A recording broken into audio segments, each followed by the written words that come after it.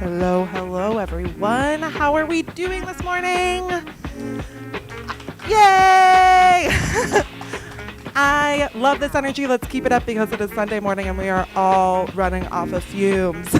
But guess what? We are going to have some amazing inspirational time together. We're going to be here in community. We're all kind of taking it in, learning as we launch into HFF 24. My name is Ellen. I am the co-executive director of Hollywood Fringe. Yay! My co-director Lois is over here. I want to give a shout out. And Carly is our communications director. Trevor back here running tech is our production manager. And Haverty doing our live stream is our content director, amazing person who does all the things that we can't do. And so, yes, thank you all so much. Before I start, I want to do a quick visual description. I am a white woman. I have brown hair and bangs. It's curly today. I am wearing a black shirt that has some red all over it, and we're behind a white, or in front of a white, no, black curtain. That is the color black, and a black curtain. And my pronouns are she and they. Before we get started, I'm also going to do a land acknowledgement. The Hollywood Fringe acknowledges that we are on the unceded lands of the Tongva, Quiche, Gabrielinos, and Gabrielinos peoples, and our statement serves as a practice as we further our commitment to past, present, and emerging Indigenous communities here in Los Angeles. This panel is being live streamed to YouTube and recorded, so hello everybody online. You can feel free to use the chat online. Trevor, our amazing friend over there, is going to be answering them and then bringing it live into the panel. So even if you're at home, you can interact with us. This session is going to be about 90 minutes, probably a little shorter since we started a little late, with about an hour of discussion and 20 minutes of Q&A. So let's stick our questions until we get through our questions, because you might get them answered based on what we're discussing. But if something is burning within you, please do not feel like you can't interact with us. We will kind of, if it's a burning question and it's about something that's really relevant at the time, we'll definitely take it. If that makes any sense. Okay, great. Additional Fringe notices. I'm sorry, this is the first panel that I have done this year so far, and I am tired. And so I'm going to restart that. Hello, upcoming Fringe notices. Our 14th annual festival will run June 13th through the 30th. There's a week of previews right before that. June 12th, do not book anything, because that's our opening night party, and that's when we all celebrate together in community and celebrate the fact that we did this fucking thing. Because it is a huge thing to do. Scholarship applications are open now through January 22nd. Fringe scholarships are awarded to first-time Hollywood Fringe producers who contribute to the ethnic, cultural, racial, disability, D-Deaf, and intersectional LGBTQIA+ communities of the Fringe. It is only available for first-time producers. Spanish productions are encouraged to apply, as well as low-income and or formerly incarcerated individuals who fit into the criteria above. If you don't go into that category, don't worry. We also have our Artist Fund, which is available for all low-income Angelinos. That'll be another award that'll be available starting in February. We don't have details yet because we're still figuring them out. We're still fundraising for them. And guess what? Last year, we were only able to do 5. So far this year, we've already been able to raise enough for us to do 20. So it has been an incredible year. We're still fundraising because we want to get to 24 so that this year we can have as many people participate in the Fringe as possible, because we know it's fucking expensive. You do not have to be a first-time producer in order to get that fund. Okay, upcoming events. We have 30 free educational and networking events on this year's calendar. Holy shit, it's a lot. They're all designed to prepare you for a successful Fringe. Check out the schedule at hollywoodfringe.org/events. You don't have to come to all of them. We encourage that you come to at least most of them. Showing up is going to be a great way. Please come on in. Don't even worry. Showing up is a great way to make sure that you interact with people so that you don't have to be alone in your thoughts being how do I market my show? Guess what? We have a marketing panel where we are going to have all of these people who have amazing things to be able to, or amazing ideas that you can take from. And you don't have to be alone thinking about this. There's a community here who's willing to do this with you, who wants to make sure that you have a successful time. So make sure you come to as many events as possible. Everything is live streamed. Everything is recorded so that you have access from home as well as in person. And we also have our whole series that we've done over the last 10 years available on our YouTube. So go to youtube.com/HollywoodFringe to start brainstorming now and see panels just like this one on pretty much any topic you can think of. Fundraising, budgeting, marketing, accessibility, anything you can think of. The last couple of events that are coming up in this, or the first couple of events, not last, would be office hours, which is coming up on this Wednesday, January 17th from 7 to 9 at the Broadwater Plunge. You do need to be 21 plus to meet us there, but our other office hours starting in March will be at different places where you just have to be 18 plus. We have the Meet the Venues panel on January 22nd, 7 to 10 at the Hudson Theaters. That is all ages. We have our first town hall, which is where Lois and I, my co-director, we spit all of this information at you, which is like everything you need to know about what it takes to produce a Fringe show. So our first one covers registration. It covers like what you should be thinking about in January, in February, in March. We have 4 town halls where we like literally walk you through step by step by step. So you need to come to those, or if you're not able to come in person, please watch them online because it is so important for you to be able to be on the same page as us so you can have a successful show. Ooh, that's it. Today, our panel is all about the creative side of Fringe. It's about getting those juices flowing. It's about making sure that you are able to be in community with one another and to help you realize that you don't have to have it all done right now. Because most people come into us right now and they're like, Ellen, oh my God, I don't have my panel, or I don't have my venue booked, I don't have my script written, I don't have anything. It's like January. Don't worry. You don't have to. You literally should have an idea.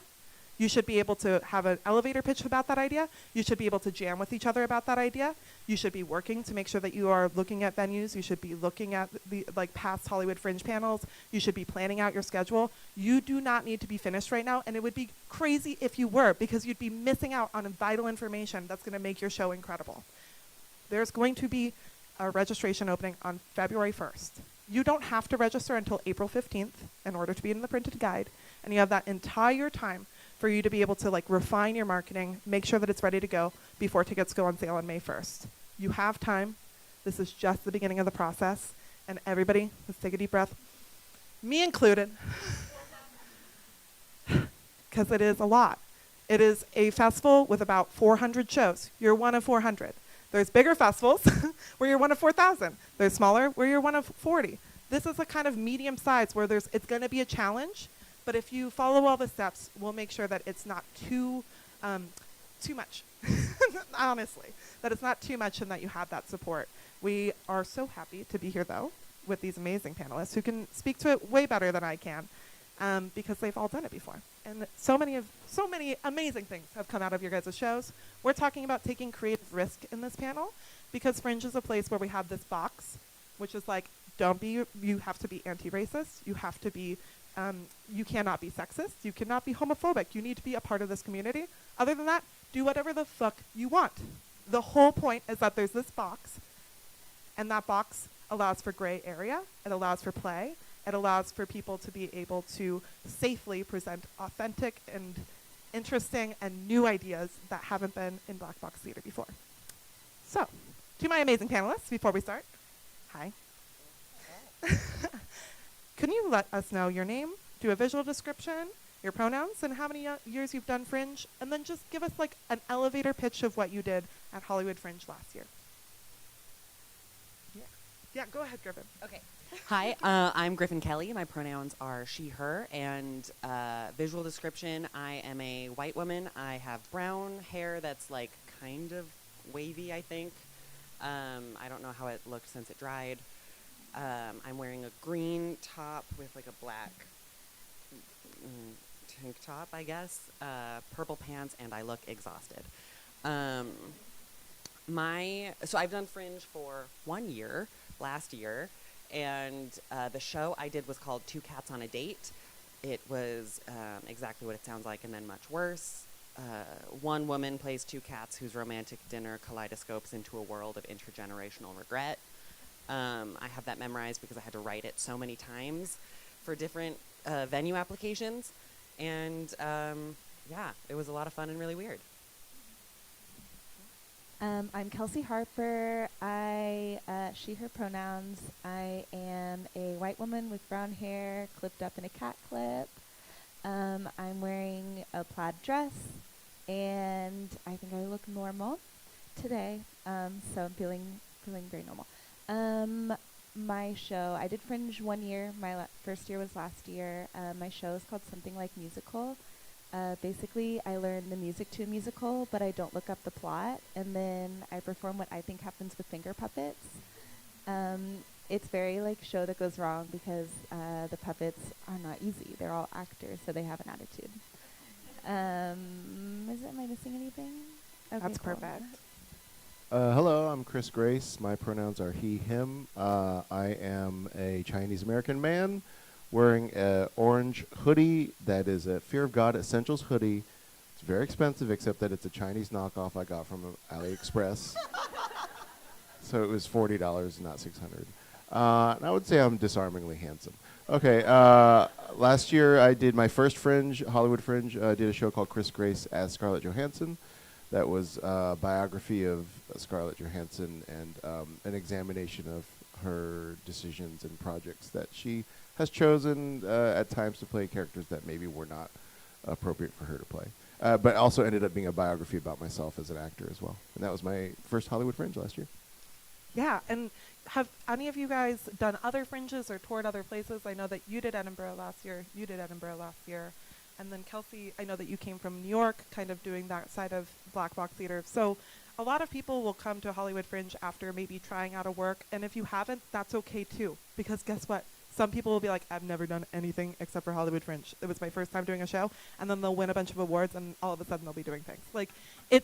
It's not a place where you have to have these like a million accolades, but it's somewhere where you can build those accolades so that you can build your career and start doing your shit. I'm going to ask, as a writer, how did you begin your creative process? Did you have this like crazy idea and then go from there, or did it develop from maybe like a more traditional space? I mean, on here we had like hand puppets, people playing cats, and really realistic wigs. Not very realistic wigs. But Chris playing Scarlett Johansson. So like, did it come from these types of places, or did it come from like, I need to tell this other story that was kind of the underlying part of it?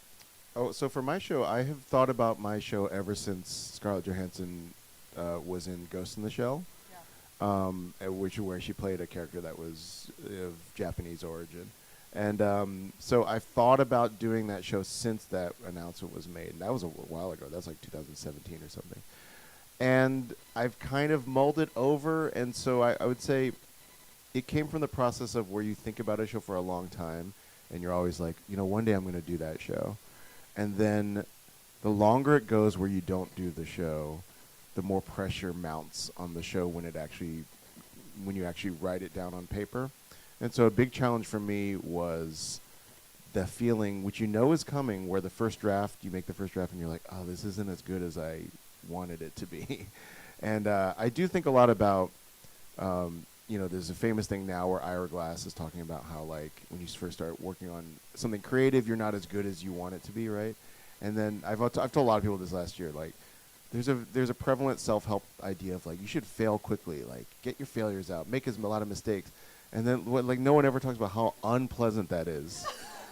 Like, reading a first draft of your show that you've been thinking about for 6 years, and the first draft is not very good, is so crushing that it was very hard to just be like, yeah, I'm making lots of mistakes. It's like, no, this is really bad.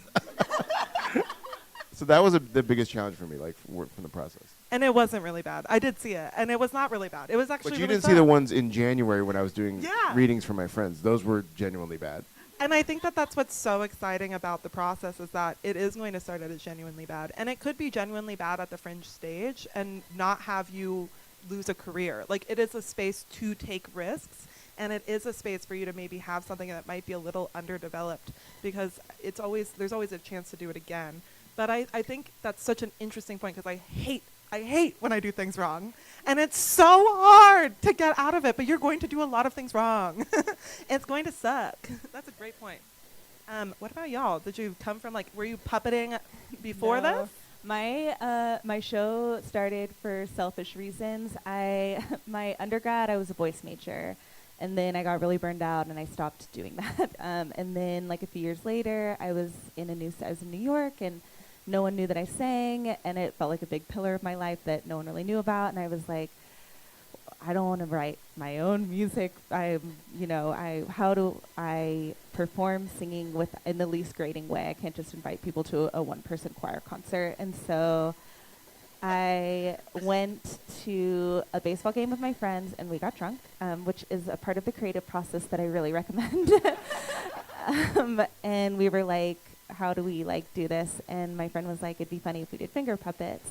And so there were 4 of us at the time, and we like came up with the idea and we put it on. And at the time, I was trying really sincerely to do what I believe happened in the musical, which was like fun. But the more I got away from that, and the more that I did those, the more I found it was fun to like get into fights with the puppets or have like, you know, my guess of what's going on with the show be totally wrong. So it's been a journey of like finding what I think is funny, even if, I mean, the shows are usually like 1 or 2 installments and then it never comes back to life again. So they're kind of like in the wind. So it's been a good journey of trusting what I think is funny and being like, the girls that get it, and those that don't, like whatever.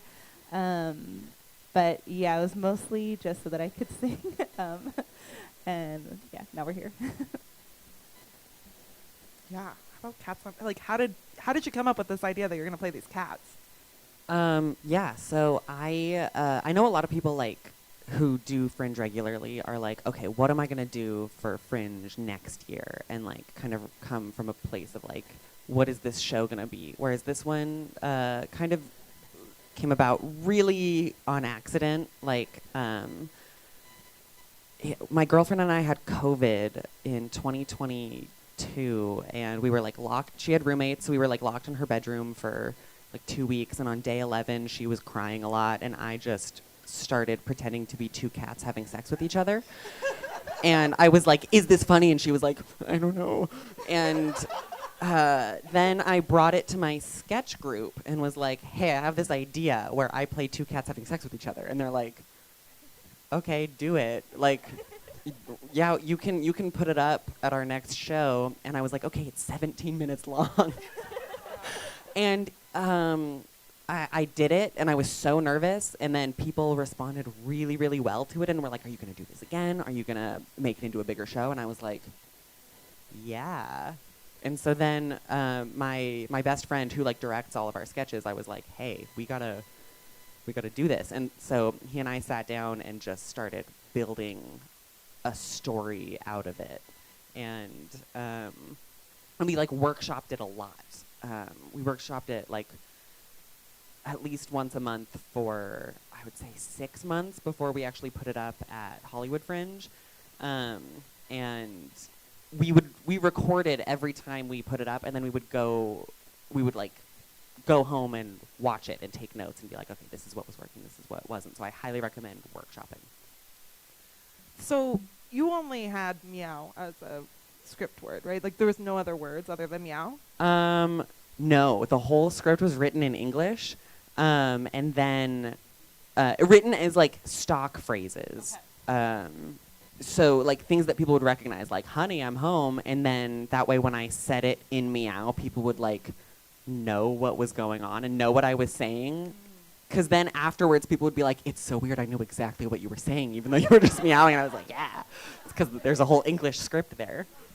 It's incredible. And like that's what's so fun about Fringe is like your entire script can come out as meow, but the thought behind it is often non-traditional. And often your script isn't going to look like something that might be in a traditional like huge setting. Like your script is going to be unique to you. Performer, it's really going to be unique to you instead of it being like this is how all solo performers write their work. And even in like group settings, there's a lot of devised work at Fringe, and so even with that, there's a lot of looser terms around the word script. It can mean bullet points for some people, or it can mean every single word remains the same every time, and that's really up to your production team to decide. And it really comes from like your training and your preference and like how your team works, and I think that's what can be so cool. We just kind of touched on it, so let's talk about imposter syndrome.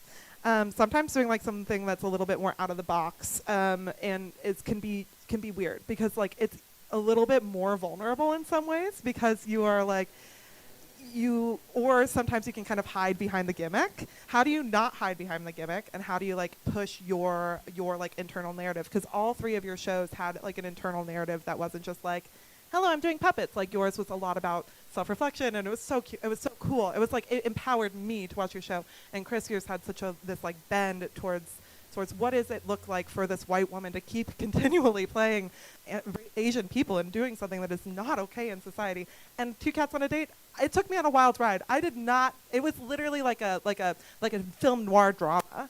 And so, how did you like keep the gimmick there, but also have this like substance underneath, and then keep your vision true while writing it, and then also deal with imposter syndrome? That's a long question, but how did you do it? I'm constantly worried that anything I do is going to get boring, so I kept it really short. I was like, we're going in, we're going out, like cut any fat, like get in, get out. And then with imposter syndrome, so I've been doing this show since 2019 in New York in the back of bars, and truly one time I did this show for 3 people on December 23rd, and one of the people was my boss's daughter. So it was like totally not ideal. So I think after doing that, it's like, you know what? Any show's gonna be fine. And if people come, that's amazing, and if not, no big deal. But I feel like I do think what's nice about Fringe is like you just kind of like after doing it so many times you kind of let go of your ego and be like, well, I am here and I'm doing it, so you know, I'm not an imposter because I'm physically here doing it, and if people like it, they like it. If they don't, they don't. But I've seen worse, so whatever, you know. Not seen worse like shows, but like audience-wise, like, you know, there's been less before, so, and I survived, so it'll be fine. It really will. Just to piggyback on that, I think you're definitely not in control of the audience's reaction. Every audience is its own entity, and the way I definitely know that is that in Hollywood Fringe and when I did it in Scotland, I had these like recorded announcements, pre-recorded audio announcements, and they had jokes in them, and some days they would kill, and some days they wouldn't. And I was like, well, it's not my delivery. It's an MP3 being played. It's the exact same content being played, and so there's something else about so many things out of your control as to whether or not that. And then also you have some audiences that don't seem that responsive, and then afterwards they loved it the most. So yeah, as far as I've never said this in public before, but I don't have imposter syndrome. I think kind of my show is about this too. Like I have a whole long theory that I'm working on that I think actually imposter syndrome is like a like downstream effect of white privilege.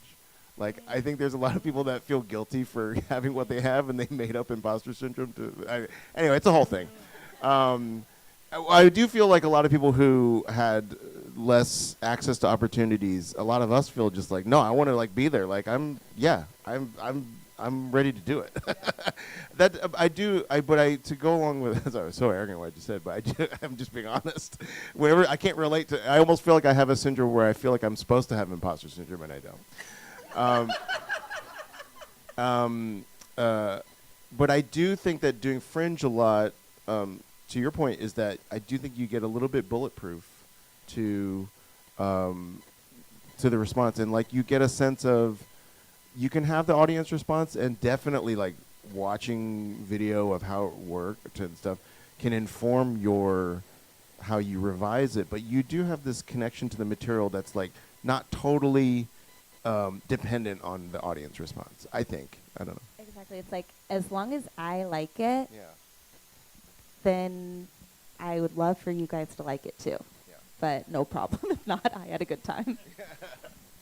I will say also having a director who's there. My director ran tech, so was there every night, and we were very much a team.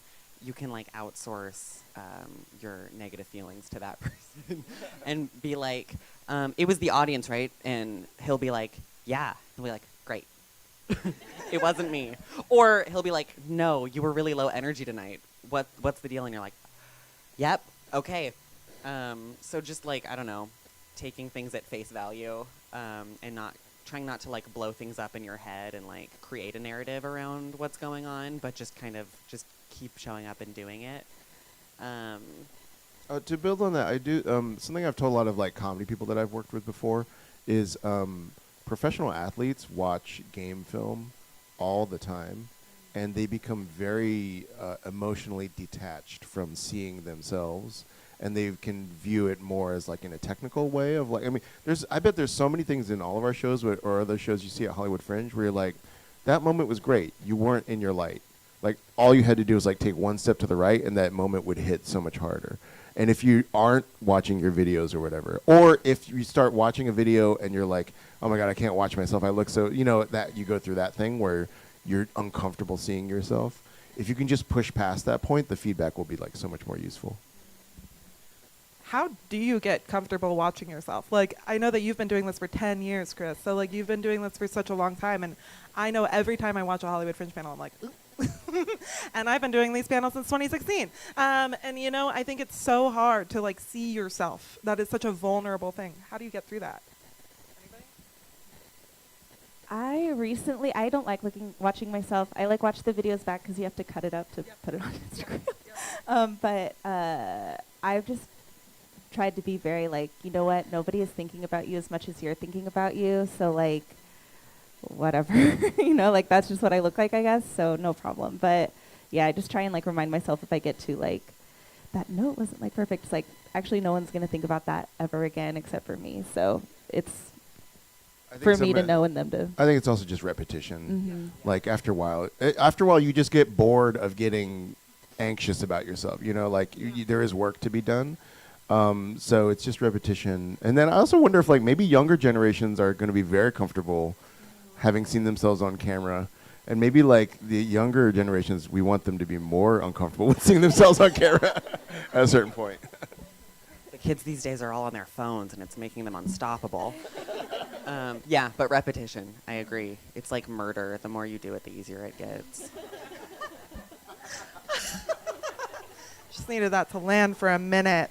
Yeah, with so much importance on authentic storytelling and representation, what is your method for creating characters that can live authentically, like on and off the page? And Chris, I want to specifically talk about you using like a unique method of comedy to talk about a serious subject, which is whitewashing, and kind of intertwining that in while also not losing that comedic bit and not losing the important story. Yeah, so my first drafts that I would read for my friends in January of last year were very serious and not very funny. And so the process over the year was trying to make the show more funny so it was more palatable so that people could stand to watch it. There's a lot of vegetables in the script at the beginning. And it was just, my friends, I could tell. Like, the thing is, if you do a reading for 10 friends in a theater where the house lights are on, you can see them like getting disgruntled by your material. And so I think part of it was also trying to, the thing is, if you make a show about a political issue or racism or something like that, in LA, which is a pretty liberal leaning city, and most of my friends are liberal progressive friends, it's pretty easy to make a show that gets everyone to nod their heads, to say like sort of like the stock things you should say about whitewashing or whatever, right? And at one of my early shows, one of my friends who was very candid was like, the problem is that you're telling me things I already agree with. And so there was another layer below that I had to go to. I think I could have read that first script at Hollywood Fringe and it would have been like perfectly inoffensive. And I think people would have agreed with it. And I think people would have said like, oh, that was really important or whatever. But then I think what I ended up with by June was a show that was a little more raw. And also the other thing, if you haven't, in January, there was very little of me in the show. Oh, where are we going? Someone's ways directions. Gonna waze us. He's through like the navigating his Hollywood way out of this panel already. He's like, where am I going to now? I gotta get to that Jollibee. But there was very little of myself in the show in January, and then by June there was obviously a lot of myself in the show. So yeah, I don't know. I think I was always just trying to say something that was true for me, and then trying to make it funny so people could watch it. Was there anything personal in Two Cats on a Date, or was it kind of like an expression in telling a story about somebody else, or these two characters that aren't Griffin? I mean, I think there's a lot in there that's not me.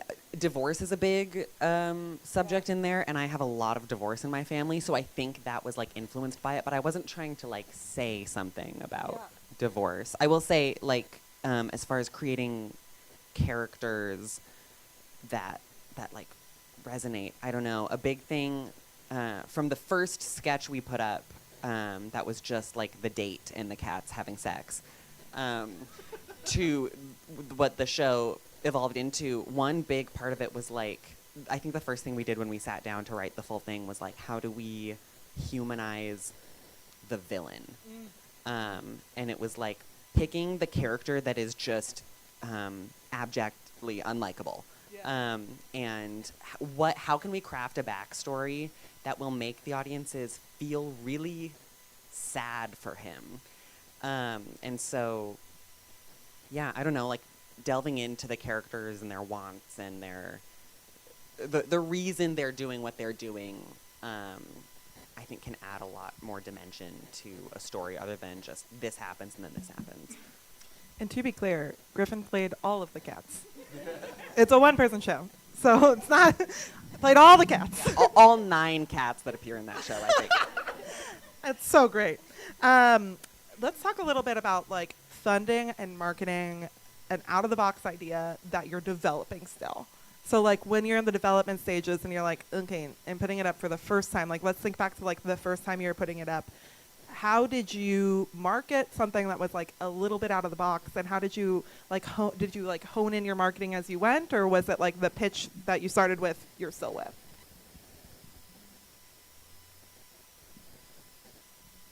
I think the initial pitch that I started with is still technically what's happening, though the show has evolved. But when I first started doing it, it was like my friends, I was like, you will be at this bar and you will buy a free ticket and you will be seated and watching my show and telling me if you like it or not. And then after, I'm mostly just like Instagram. And then when I came here, the best marketing tool that I found was just going to office hours. I made all of my friends through office hours. I went to their shows and they went to mine. Like that is like, especially for the starting show, like the opening night or like before it opened the previews, before you start seeing other people's shows, like that is really the only way that I ever got any of the shows to sell out, is by like going to other people's shows and going to those office hours and making friends. And Kelsey was at everything. I And was all it works. When you're at everything, it works. It's really like, it sounds counterintuitive to like put all this time into coming to Fringe in order to do Fringe, but it actually saves you so much time on the back end because you don't have to like do it alone, and you don't have to spend like all that time in your head in your room at 7 p.m. being like, how am I going to fill these seats? You can be like talking to somebody, having a soda water or a drink if you prefer, and being like, how do I get somebody to fill these seats? And you can actually like maybe fix it in the moment because you have all of these other people who are strategizing at the same time and can also like give you like, this is what I'm doing. And you just make friends. And it's also like, I think the least expensive, I mean, you should make like little cards and stuff, but you don't have to buy like ad space or anything. Like you should do that too, but it's like the most passive way to advertise for your show because you're there and you're hanging out. How did you pitch 2 cats on a date? I think like I really sharpened the sales pitch for it when I was in Edinburgh and flyering every day. But like people would walk by and I would go and I would be dressed in my costume, which is a very like lazy cat look. Lazy, like I've got like eyeliner, whiskers drawn on, and people would walk by and I'd be like, "Are you a cat person?" And either they would be like, or they would say yes. And if you're a cat person, you're gonna respond really well, and they would be like, "Yeah." And then I'd say, "Do you want to see 2 cats go on a date?" And then they're like, "Oh yeah." And then I hit them with, "I'm both cats." And by then I've got them, and I can like give them my flyer. So having like a really like good sales pitch and really like an eye-catching like poster or flyer or postcard to hand out that is gonna like stick in people's minds, I think cannot be understated. Like someone came to the show saying like, "I just saw your postcard on the ground," and I was like, "Oh, okay." And my director, who kind of handled a lot of the marketing, was like, from day one, he was like, "We need high quality postcards, like thick cardstock, glossy, bright colors, super clear title, not too busy, like something that people will like, it'll draw their eye in and they can like get the information really quickly. So if graphic design isn't your thing, like, you know, pull in a friend, be like, call in a favor, but really make a poster that's going to work for you. I would say that can't be undervalued. I think so. And I think with things like Canva now too, if you do have an artistic sense, you can make so much in there, and for free. So if you are on that budget and you already have that sense, then like start playing around with it now. And it can be kind of a part of your creative process where you're like, I have this thing and I'm looking at it, and it reminds you that you've got something to market too. Chris, how did you start pitching this out? Like so you had your friends that were coming to do the development. I'm trying to think of what I can say about the marketing. Like, this feels like Fringe. There's always going to be. My room was like down the hall, and I remember cops going by during the show. So I had the advantage of when I would tell people the title of the show, people would be like, "Oh, that's funny," or they'd see a photo of me with a red wig on as Scarlett Johansson on the postcard. So that was good. It had like an initial hook just from hearing the thought of it. Although it scares me for like this year because I'm like, I can't think of a good hook for this year's show. But like, I think, one thing I had to get over was even your friends and family will probably have to hear about the show like 4 times before they buy the ticket. And you have to get over the thing of where you're like, I mean, I went through my contact list and texted everybody to see the show and also to go to Kickstarter and support the show. And the Kickstarter ended up being some form of promotion as well. Yeah. But like, there is this sort of, I felt very chagrined to be like, hey, just to let you know, I have that show coming up. But there were a lot of people, I was very surprised actually. There were a lot of people that the 6th time I would email them, they'd be like, oh, thanks for emailing again. I wanted to see it and I forgot. I was like, it did, because you know what I mean? Like you feel very, I don't know, invasive, like pushing it so much. But I mean, if you just think about the things that you see in your own life, like lots of times it isn't until the 4th or 5th time that something crosses your web browser that you're like, oh, that's right, I wanted to see that show. And so you have to kind of get over that. And I guess we should all feel that way because we all feel proud of our shows, you know? But I think a lot of us do have like that sense of like, I don't want to be, because we all know the person that is like always pushing their projects and then you go see it and it's not very good and you don't want to be that person. But I think we should just be that person, you know? I don't mind when people reach out to me a million times. Like, I think about it all the time when I'm like, how have I ever gotten annoyed by that? And I'm already annoyed by that person if I'm annoyed by that. Like, you know what I mean? Like, it's not them reaching out to me that made me annoyed. It's that person annoys me. And, like, it's okay that people find you annoying. Like, people find me annoying. And that's okay. That's just a part of life. Yeah, and I don't know if it's possible to market without annoying people. Yeah. And I just, in America, like, I just don't think that's possible. But they were already going to be annoyed with you. Yeah. They were already on that pathway. So you just sped it up, and now you can have it out. Also, some advice that I've gotten, because I used to really be averse to self-promoting, and then I came to Fringe, and you have to do it. But people in your life generally want to support you, and if you don't tell them about stuff you're doing, they can't, or they'll forget. Like, you have to remind them. And then they'll be upset that they didn't get to do that. So I have, like, played a mental game where I'm like, I'm just letting people know I'm doing something. If they want to come, they can. And they, a lot of times people do want to support you. They just need to be reminded. And a lot. I think there's this like age-old saying that we're saying, the marketing panels. It's like 7 times. It takes them 7 times of like seeing your postcard, getting a reminder, getting an email, getting all these things. And that's why it's so important in all of this process to make sure that you're hitting it in multiple ways. You're hitting people in person. You're hitting people online. And you're starting that now. Because if you plant it in the seed in their head, like, I'm going to do this thing, it also holds you accountable to doing that thing. It's some people like say like when you say things out loud it jinxes them, and I'm kind of in the thought process of like if you say it out loud it manifests it, because then you're like held to do it, especially if you say it in front of somebody that like you really respect. Well, also if you book a Fringe show, it manifests it. That really manifests it. 100%. Registration opens on February 1st. In this writing process, like so we have like devised work that like it sounds like there was like a lot of devised work here. Was your work devised as well, or did you have like a script that you write for these productions? Originally, I was just doing bullet points that I would give to my friend Tori and be like, I'm going to nod at you, and then you press play. But then when I came to Fringe, you know, you're working with a tech that you don't know and you don't want to be annoying to them. And so I did write out like a full script for myself, which is not normally how I learn shows. Normally I want to be able to like interact with the audience a little bit more. So like bullet points is helpful for me. So when I gave my tech that, we'd like become friends by then. So I was like, it will basically be this, but I'll nod at you when it's time. So I do now, the show now has like a quarterly residency across the street, and I will write a proper script for that because I'm working with someone who is not in my brain, but generally I do like bullet points for that.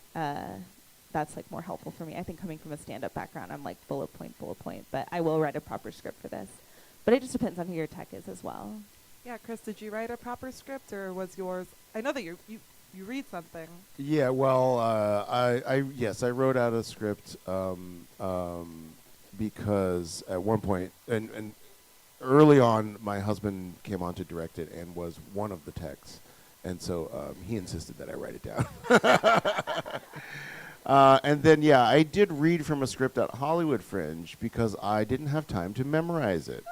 And so I made it part of the theatricality of it that I read it from a music stand. I thought it was on purpose. Yes. Yeah, it was on purpose. And then in Scotland, I memorized it. But yeah, I mean, actually, the thing is, if you want to travel with it, so you end up having it, let's say after Fringe, you get booked somewhere else, and you can't bring your own tech because of money or availability, you probably will have, I mean, you will have to have a script with cues and stuff like that. And you'll have to have like a zip file of your QLab files and stuff. And so, but I mean, in the collaborative process up to Hollywood Fringe, I think you can work however you want.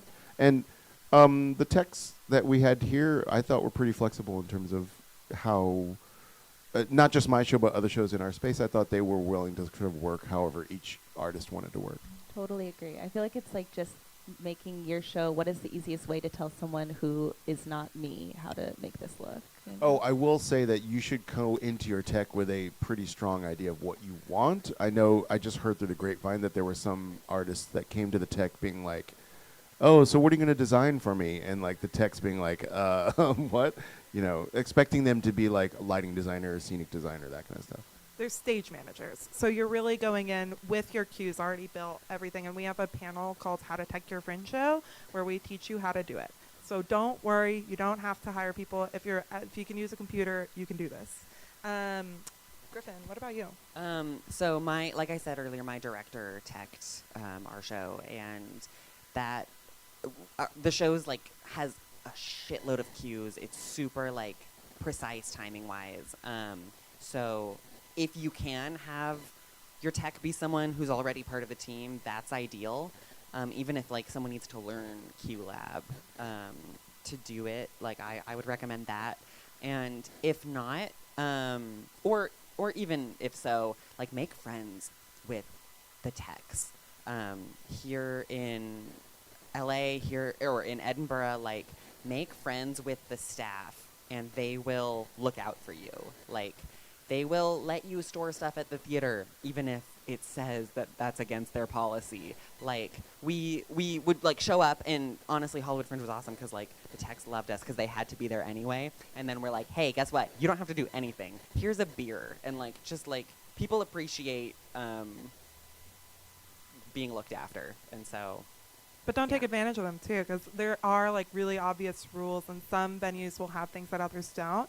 And it's about having, like, those really honest conversations now with your venue about your expectations. Like, for instance, with lighting, you're probably going to have something like this, where you have, like, 2 lights that can shine on you. You're not going to have a follow spot. If you want a follow spot, you can probably figure out how to get that at some venue inside of the zone. You're just going to have to call all 30 of them and figure out which of those theaters will have it. And it'll probably be one of them. And it'll probably be the most expensive of them. And is that spot even worth it? Probably not. I think Hollywood Fringe is a better opportunity to see how your text stands on its own. I mean, I wouldn't come to Hollywood Fringe expecting to make a lot of theatrical impact from like technical elements. But then some people do. So we also say all of these words Yeah. while like also saying like the top of Fringe in 2019 in 15-minute load in, load out with their 9-person cast. They built 3 tents, 4 picnic tables, a whole lighting rig that they designed themselves, all of these things strung in between them. It was a whole camping show, and it was like, and they did it in 10 minutes as a part of like their script. Like it was like in there. And so of course this was not the first show they'd ever brought to a Fringe. So let's also say like they built up to doing that.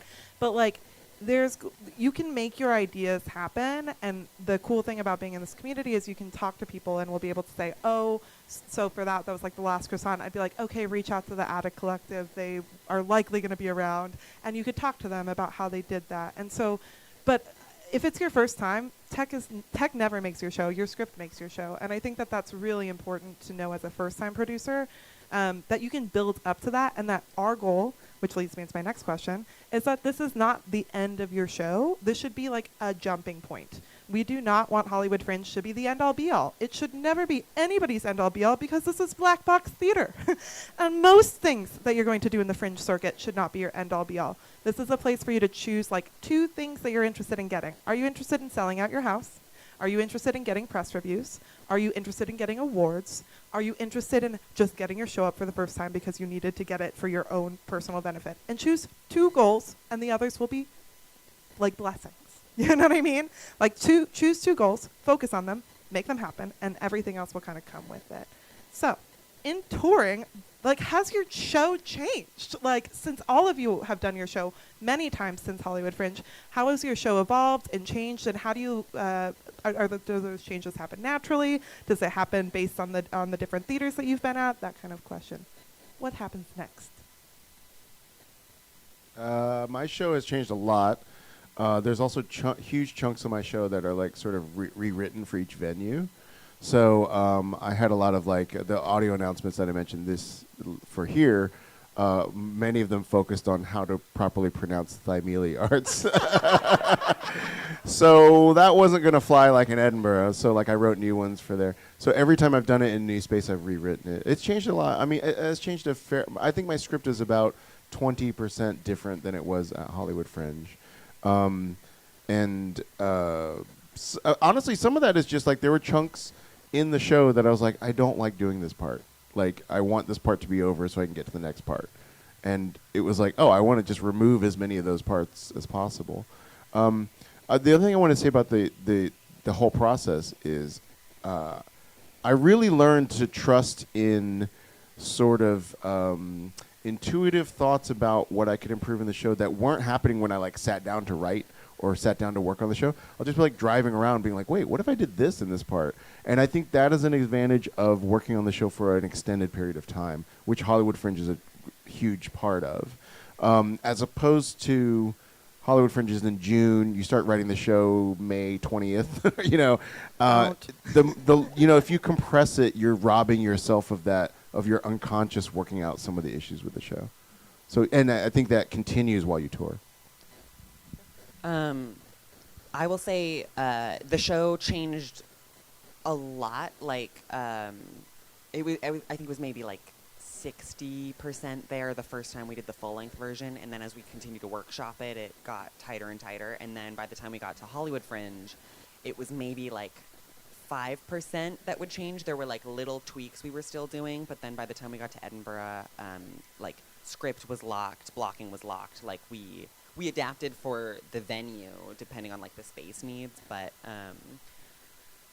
once like script was locked, it was really, the show got to be a lot more focused on the performance itself and like getting delivery and timing down more precisely. So I think it'll change for any show, but the show hardly changed at all when we were in Edinburgh. My show in terms of change is kind of a weird beast because every installment is a different musical. So for the Fringe, we did Little Shop of Horrors, but we did it again in October, and we did Beetlejuice, and now we're doing it end of February, and we're doing Phantom of the Opera. So every installment changes. Little Shop of Horrors was the one I'd done the most. I had 3 shows that ended up being 5 with encores, and so that was the most. Usually I do 1, and then that's it. And I send a video of it to my mom and my dad, and then they're like, "We're done with it." So Little Shop was interesting because I could really like do it over and over again, which was nice. Now we've moved on now, so that's like it's kind of like it lives by itself in its house. But I guess the way that I've been like looking at change is just seeing what the audience responded to most. One of the most interesting parts of the Fringe was that usually people kind of the puppets are a little bit secondary to like the story, but people really responded to my puppet Little Bear. And so now she's been a recurring character. So I think for me in terms of change, it's like kind of been what elements do I keep for the next show? Like people like some of those sideshow songs. I do like a song that has like PowerPoints in the back. So I guess that is like just seeing what I carry on to the next, but it's kind of it's not the same show every time. When you finish with a musical, do you then go finally watch it to be like, Yeah. okay, how did I do? Yes. Some of them I am aware of because like my school did Little Shop when I was in high school, but I wasn't in it because I got cut. I know. I was a freshman. I got cut. So I finally got to do it. And did you bring that into the script? I did. Yeah. It's like, well, Little Bear told on me that I was punishing the audience and making them finally watch me do that show.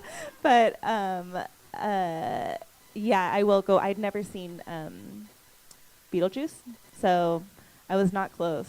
The music in the music is like, or the music in the musical is kind of really not so interested in the plot. A lot of dialogue, I would guess, is like moving that story along. But Phantom of the Opera I've seen when I was like 13 or something, but I haven't seen it since. So, I mostly just pick out the songs that I want to sing, and then I put a story to that. Love it. Let's talk about like cutting, Yes. because so many people come to Fringe, and like here's a really important thing to realize is that in order for all of these spaces to have more affordable space during the Fringe, they cut they will rent you at a cheaper space because instead of putting 1 show in here per night, they can put in like 10 shows. So it means that you have 15 minutes usually to load in and load out. If you want something different, you can probably find it, but it's really rare. Like you're usually about to come in with like 15 minutes to bring all of your props, all of your set yourself backstage and get ready, and your audience to load in as well. Your audience is a part of that. So it's really important that you kind of pre-prep that. And for most people, they'll book like a 60-minute slot, which means they'll have 15 minutes on either end. And that means that your show should not be 60 minutes. Your show should be 50 minutes so that you have that little bit of flexibility. So how do you make cuts, especially at that kind of like last stage where you might have planned it and then you put it up on stage and you're like, fuck, this is longer than I thought? Or have you ever had it be shorter? Like, what does that process look like for you? Again, workshopping. Just workshop the hell out of it for as many months as you can. Record it, like we were saying. And then if like something is consistently not hitting, or even just like once not hitting, get it out of there. Where do you guys workshop your work?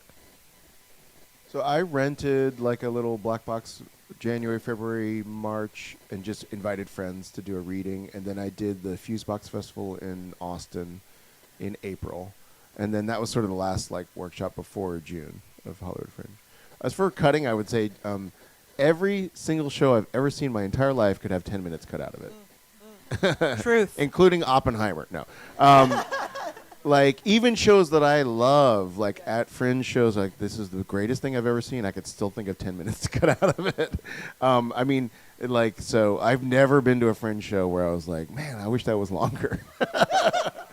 And these are 60-minute shows. So, like, it's really true, though. Like, we live in, like, such a society that it's so hard and just to be clear, it is so hard to get people to go to see your 90-minute show at Fringe. It is just impossibly hard. Like, you can do it if you have a fully other audience.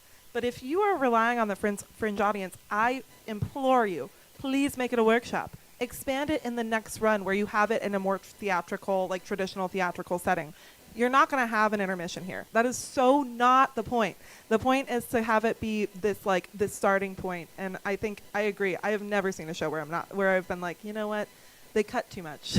I 20-minute think- shows have been impactful. I think that also we get very precious about our own material, and we think like we have to have that one line at minute 17 because it sets up this thing at minute 27. And then you talk to your audience and they're like, "Oh, I didn't even notice." All these important structural things that you have going on, the audience is going to remember like 3 things from your show 6 months later.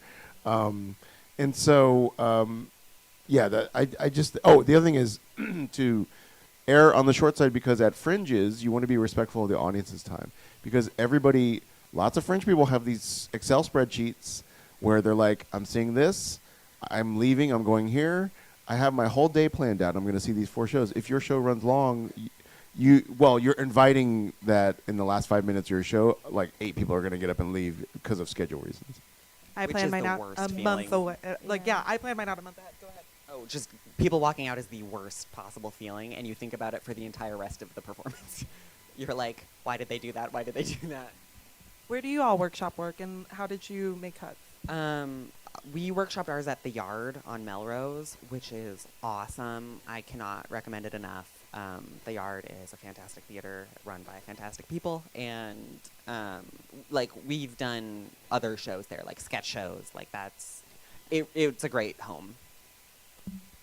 For me, so the show, timing-wise, keeping it short, like I said, I'm so worried that my show is going to get boring, and so I'm like, run as fast as you can.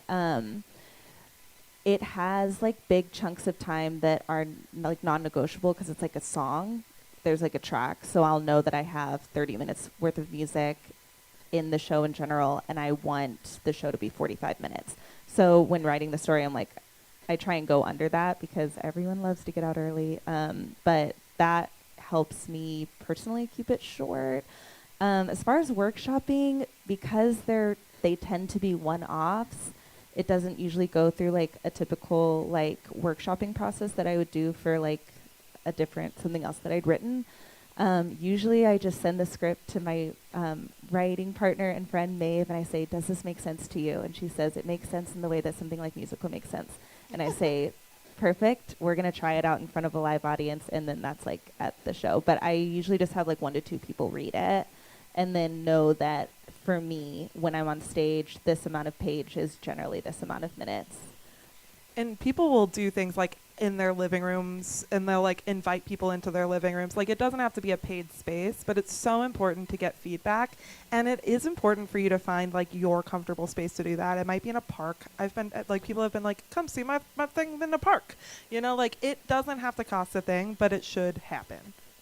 I will also say, if you're a person like me who struggles to cut things, my director works as an editor, and so he brings that to the table, and that's super helpful for me. But also a workaround for myself was anytime we were cutting something that I really liked, I'd be like, okay, but if it doesn't work without it, we can just put it back in.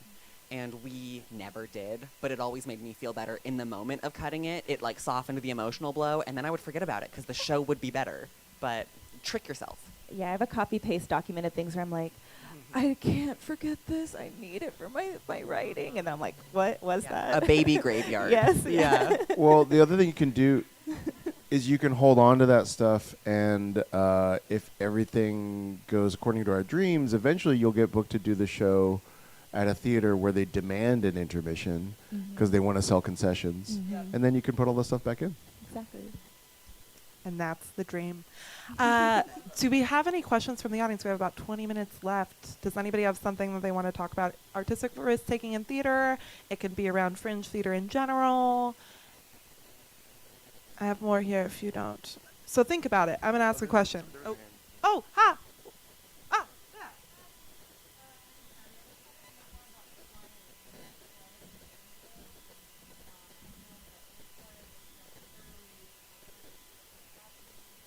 Flyering in Edinburgh is really different than here, so I just want to name that because in Edinburgh, it was shocking to Lois and I the amount of trash.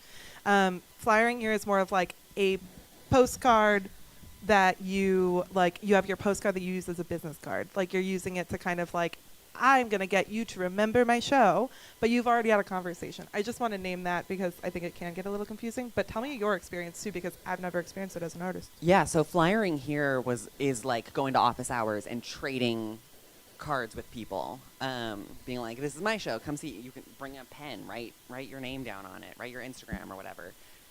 Whereas in Edinburgh, it was a lot more structured, and it was much more like part of the day. It's like we would get up, we would go, we had a spot where we knew big shows, like we would go to the big venues, know when their most popular shows that were kind of similar to ours were getting out, and then just stand there at the street corner, wait for the crowds to go by and like hand out flyers. And budget how many you have and how many you can give out every day, or you'll run out and have to pay a bunch of money for a rush delivery for more, which we had to do. For here, I'm doing Edinburgh this year, but I haven't gone. But for here, you go to the office hours and you like make friends and you trade them, and then the next day you have like 15 flyers, and then you like remember the ones you want to see. And so I'd sit down and look at those and then make my schedule. So they're mostly useful, in my experience here, for like just trading there. And also like if you're like out and about, you could hang them up like in store fronts or wherever if they'll let you do that. But yeah. Or if you're going to a party or like a gathering with your friends, just bring them with you everywhere. You never know when you're gonna like strike up a conversation with someone at Joann's Fabrics and just hand her it, and then you see her at the show later that day and you're like, oh my god. Edinburgh flying is a whole thing. Like it is like the way main way you generate people coming to see your show. I think I'm trying to push in LA that we get some more flyering going on to the public. Where so last year it didn't work that great, but like I think a lot of our shows would be like compatible with like the people that would line up for a UCB show, and they line up down the block. It's like it's just not an LA thing, and people did react weirdly when I would go up to talk to them.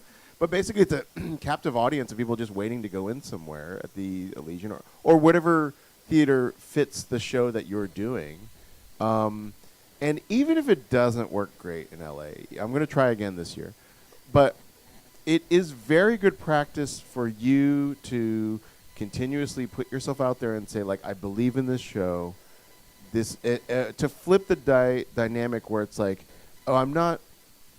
Yes, on a certain level, you're begging people to come see your show. But the having an attitude of like, no, my show is really good, and it's going to give you you want to see this show. Like, I'm giving you something good, like of value.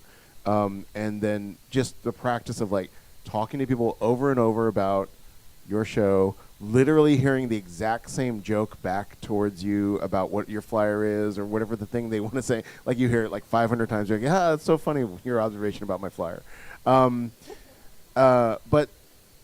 unfortunately, like from Hollywood Fringe level up, in terms of any industries that we're involved in, we're going to have to like sell ourselves over and over and talk to strangers about why we're great. So it's like we might as well start practicing now.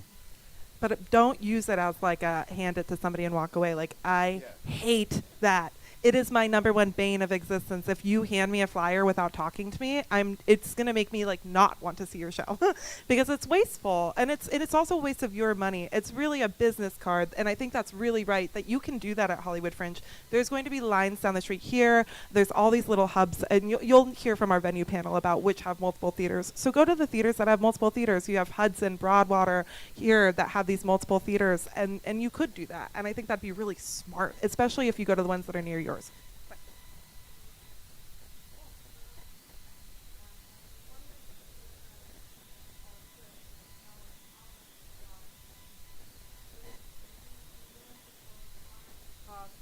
To workshop, to rent the yard and the place where you rented.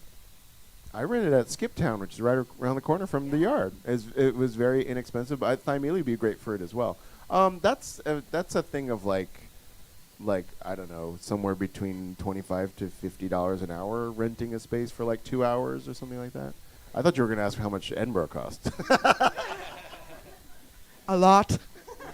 And the nice thing about like the Yard or Skiptown or somewhere like that is, depending on your ticket sales, you can sometimes make a little money back from it. Like it's not like depending on your ticket prices. Like sometimes you can break even, so you're not actually like spending too much money to workshop it, which is great, or you're getting a little money back. And if you could, Rent the yard. I do not remember off the top of my head, but I feel like for one night it was probably like 180, but then we would usually make that back. Tickets. and there's so many theaters on our website and then around where they have their prices on their website too. So just go to their website, give them a call, and then even with our venue panel, so we have our venue panel in 2 weeks, and we don't discuss prices on this 1 week. Sorry. It's on, yes. Oh my God, Jesus Christ. It's on the, yes, fuck. 22nd is a week away. My whole thought was, we don't usually talk prices on stage just because it's so hard to tell, because sometimes it depends on like how much of their tech you're using. Like, are you just doing a room rental? Are you needing to use a stage manager? So many things. But we will have a chance at the end of our venue panel for you guys to go talk to them. So we're gonna have like little round tables where you can go and ask prices in person at the panel. So I think it's so important that you ask the theater, because it also sometimes just depends. Like, but most will have it on their website of their general rental. I think if you're doing a first like reading just to hear the material, like I would totally recommend just like finding someone who has a living room big enough to invite 8 people and just do it there. And park spaces, there's also community recs. Like, look up LA parks, like look up things that are through the city. That's always a good bet. Libraries have conference rooms you can usually book for free. Just do it in the middle of a library. Yeah, especially if it's the cat show. Okay. Any other questions? Just because we have like 10 minutes. Okay. Yeah.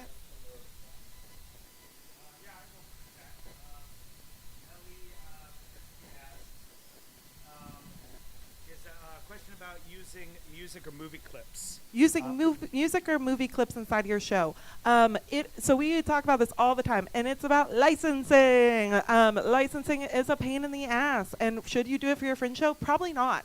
So why don't you, I think it's really behooves you to use like things that are already in the public domain, and just really excuse yourself out of that, because it's really, I've never seen a bit that needed that specific clip of media in order to work, unless it's something that like you can get away with like parody law or things like that. But it's really hard. We're not lawyers. Our venues are not lawyers, and we're going to, from the Fringe and from the venue perspective, to recommend you don't use it.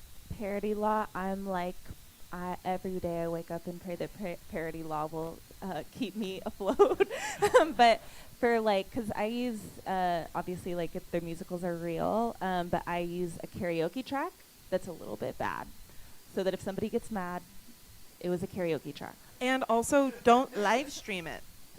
Don't live stream I it. didn't live stream it. Do not if you're using anything like that, do not live stream it. That's where the rules become even more complicated, because if a lot of our venues like have like flat fees that they pay for like royalties and things like that. So just like talk to your venue about what you're using. Do not live stream it if you're using media, and make sure that you're just really keeping as much above water as you can. Sometimes. Not if you live stream. So unfortunately, I do have like huge chunks of my show that where I lip sync to a clip from Iron Man 2. So Hollywood Fringe, it was fine. But I am so good news is there's a chance that my show might be recorded for some sort of streaming purposes. But it also means like 60% of my cues are not going to be able to be used. So I'm just replacing them all with Steamboat Willie. So 100%. There's so much in the public domain as well, and so like challenge yourself. But again, if you're not live streaming it, there's a lot more flexibility.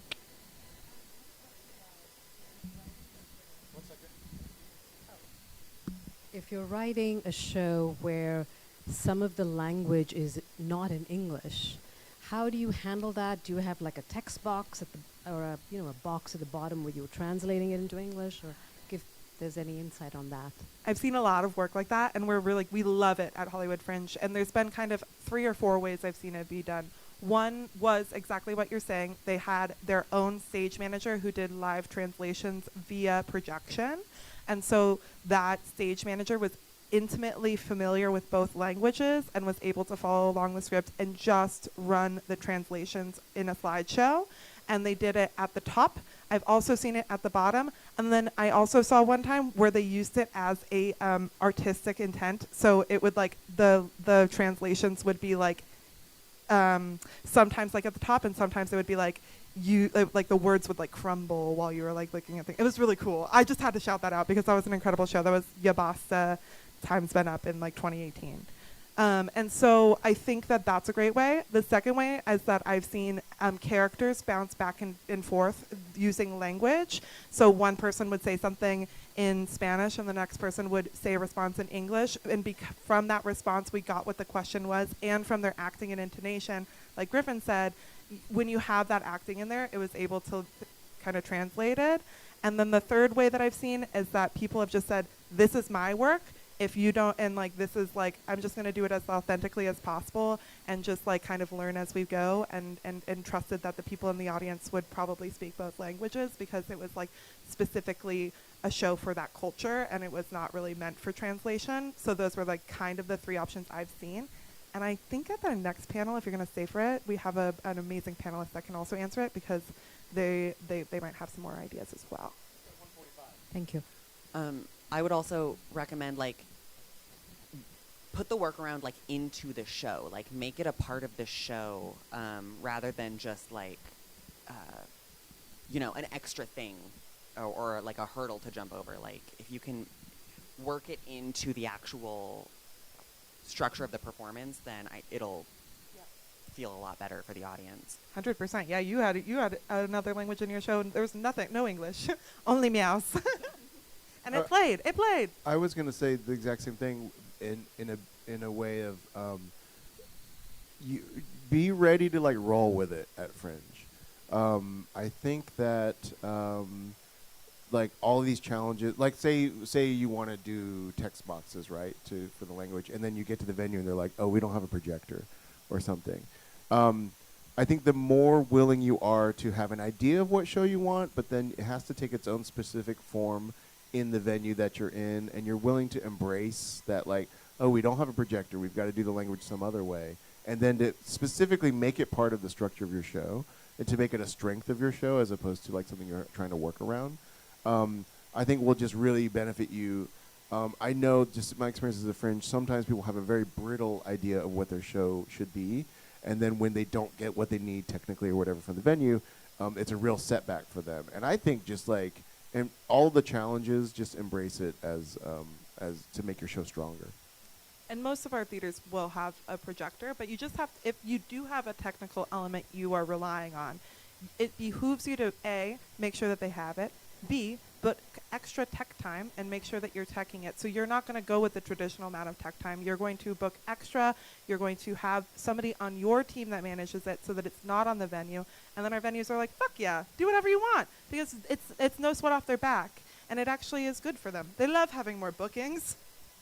Yeah, I think communicating early. I have a projection that is like mandatory for the show, and I started talking to the people at Thymele in like March. I was like, I need this. It has to happen. And so I think just communicating really early what you need will be totally fine.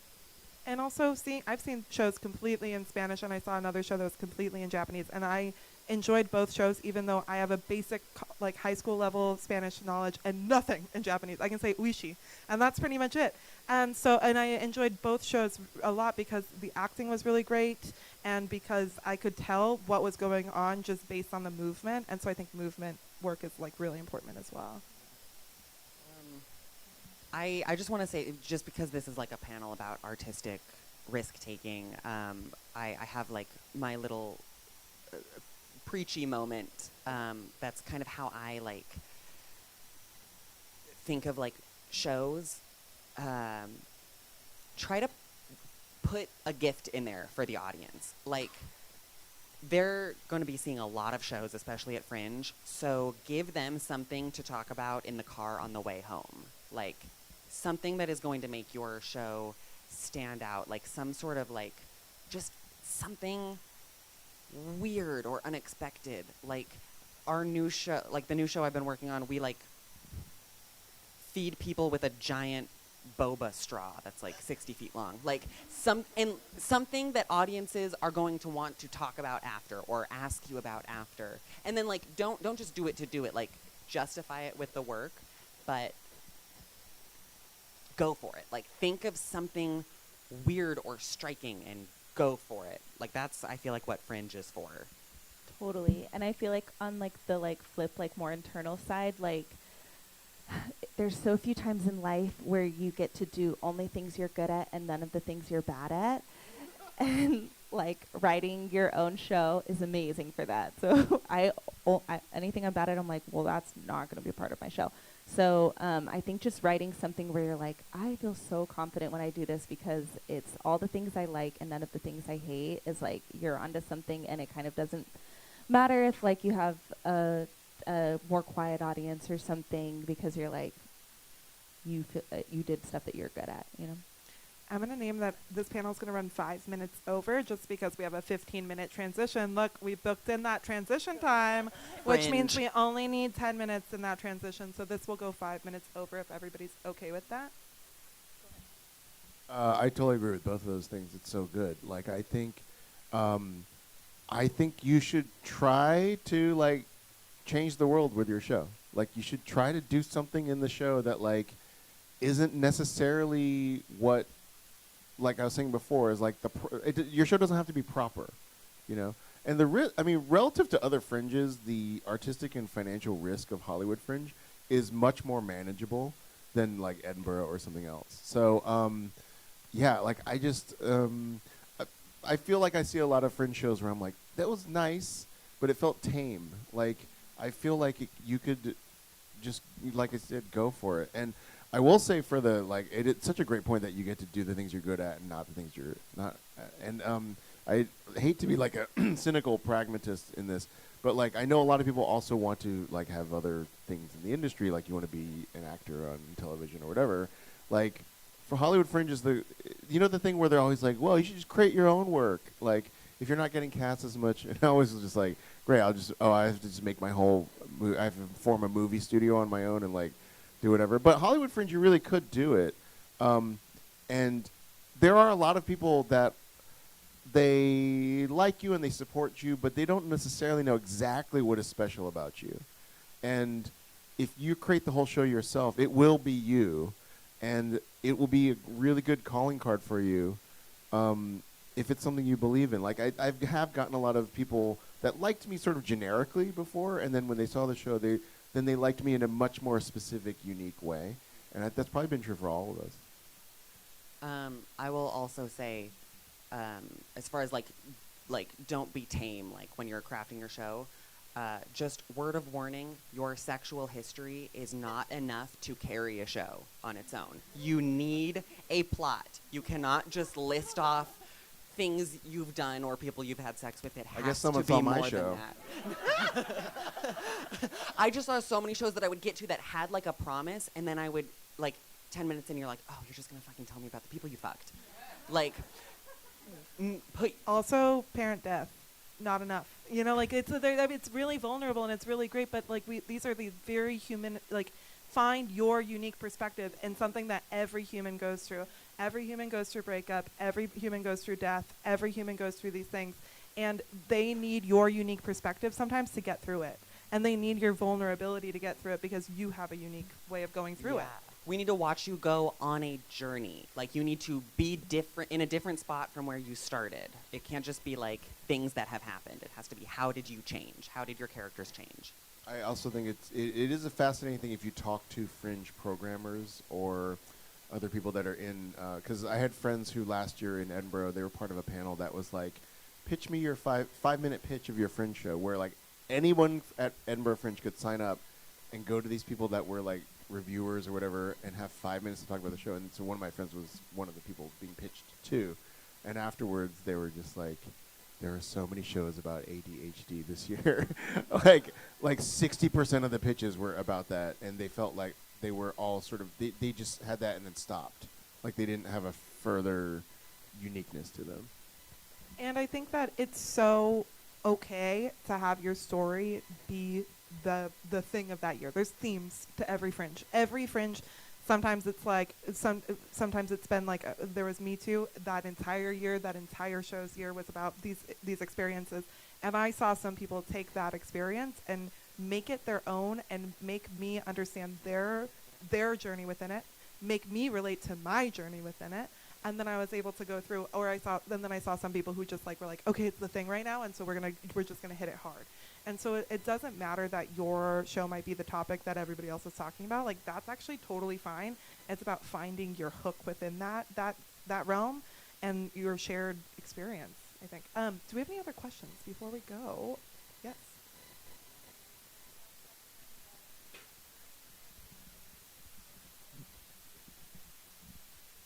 My favorite show one of my favorite shows I saw last year was like a 30-minute puppet show with this girl who's now like in an MFA for for finger puppets, but Can we and repeat I'm the not question? even do what? Could you repeat the question? Oh, sorry, yes. Is 30 minutes or 20 minutes too short for a show?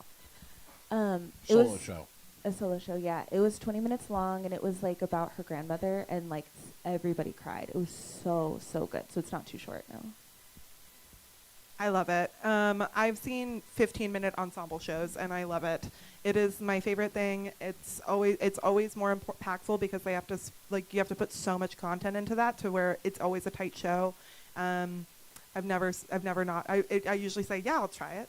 Anybody will try a 20-minute show. And I've also seen people who did like both had 20-minute shows, and they booked the slot together, which made it even cheaper for them. And then they just booked out that slot, and it was both their shows, and they themed it together. I can connect with that with another idea, which is I think you should talk to your audience. So if it's 20 minutes long, which is I will definitely come see it. But then you've got longer before the turnaround or whatever. You can then like talk to people afterwards, because I bet you will think of another 10 minutes to add to it after your run, and some of it will be people being like, oh yeah, you had that part, that was cool, but I thought this, and I think I mean. Every Fringe show I've ever done, I always like talk to people when they're leaving. It's not always possible. Sometimes you have to get out. But even if it's not in person, maybe it's the people that have like supported you, or maybe you've got like a mailing list or something. But I think 20 minutes is great. I guarantee you'll have another 15 minutes of ideas after the run. Any other questions?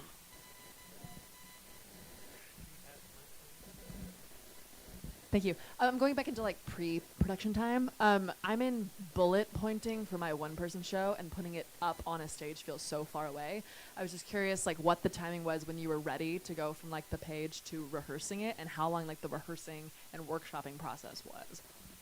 I was never ready at any point. I just gave myself like deadlines. So like I booked a reading of my show at the Fusebox Festival in Austin. And I was like, I guess I'm doing this. Literally, like 1 a.m. the night before, I was like re-recording audio on my my MacBook. So like, I never felt ready to move to the next stage. I mean, even like a week before Edinburgh, I was like, am I still gonna read this off a music stand? Because I'm not memorized. And halfway through Edinburgh, my husband was like, well, maybe one day we'll get the script correct. So, for me, it is the cliche of like deadlines for me.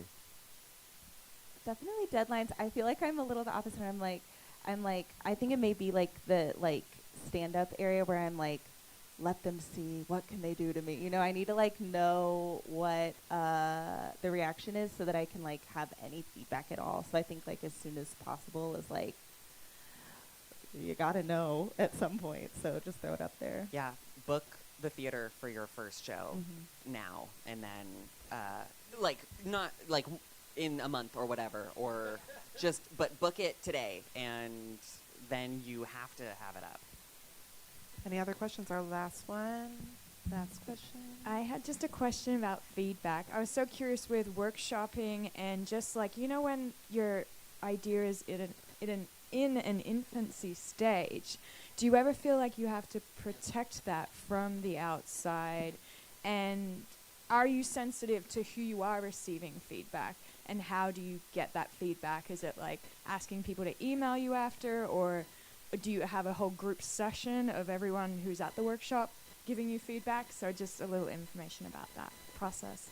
I'm very specific about feedback because you don't want to get too many cooks in the kitchen, and like everyone's feedback is valuable, but it doesn't always resonate with you. So I tend to, with anything I'm writing, not just like this show, because this show's pretty like gone, but like more playwriting things.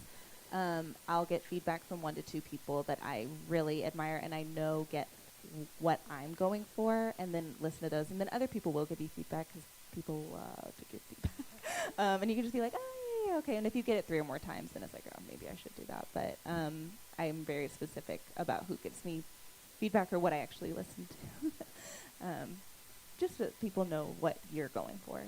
Yeah, I think if it sounds wrong, it is. Like, if someone gives you feedback and you're like, I don't think that's true, you're right. It's your show. You know. But also, if you hear people say, if you hear people consistently say, I loved this part, I loved this part, I loved this part, keep those parts. Like, keep the parts that people are talking about and love.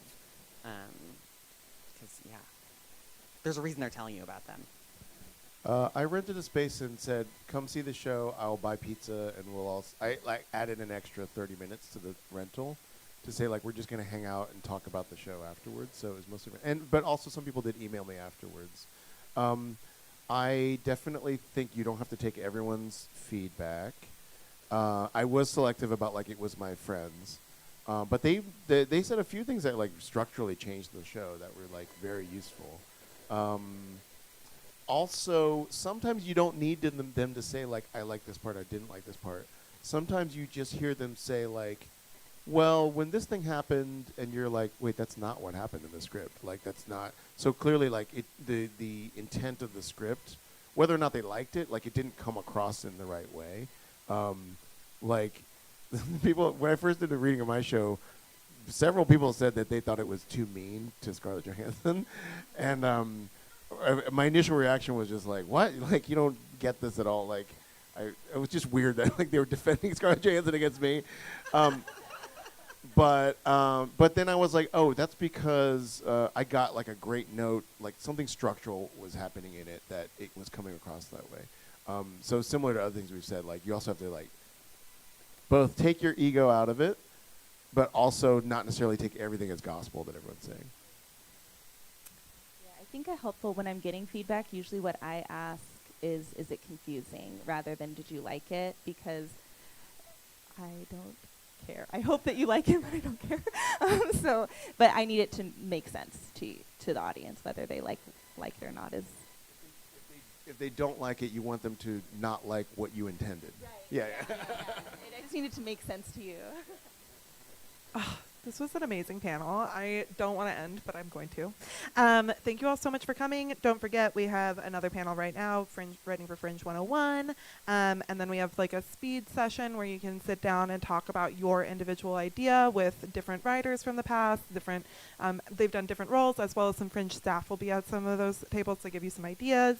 Come to office hours next Wednesday, 17th, from 7 to 9 at Broadwater Plunge. Go to the Meet the Venues in a week, January 22nd, 7 to 10 at Hudson Theaters. Town Hall number 1, where Lois and I tell you all the things to do about registration and about what to do in the next 2 months. That is going to be Sunday, January 28th from 2 to 4 at the Zephyr.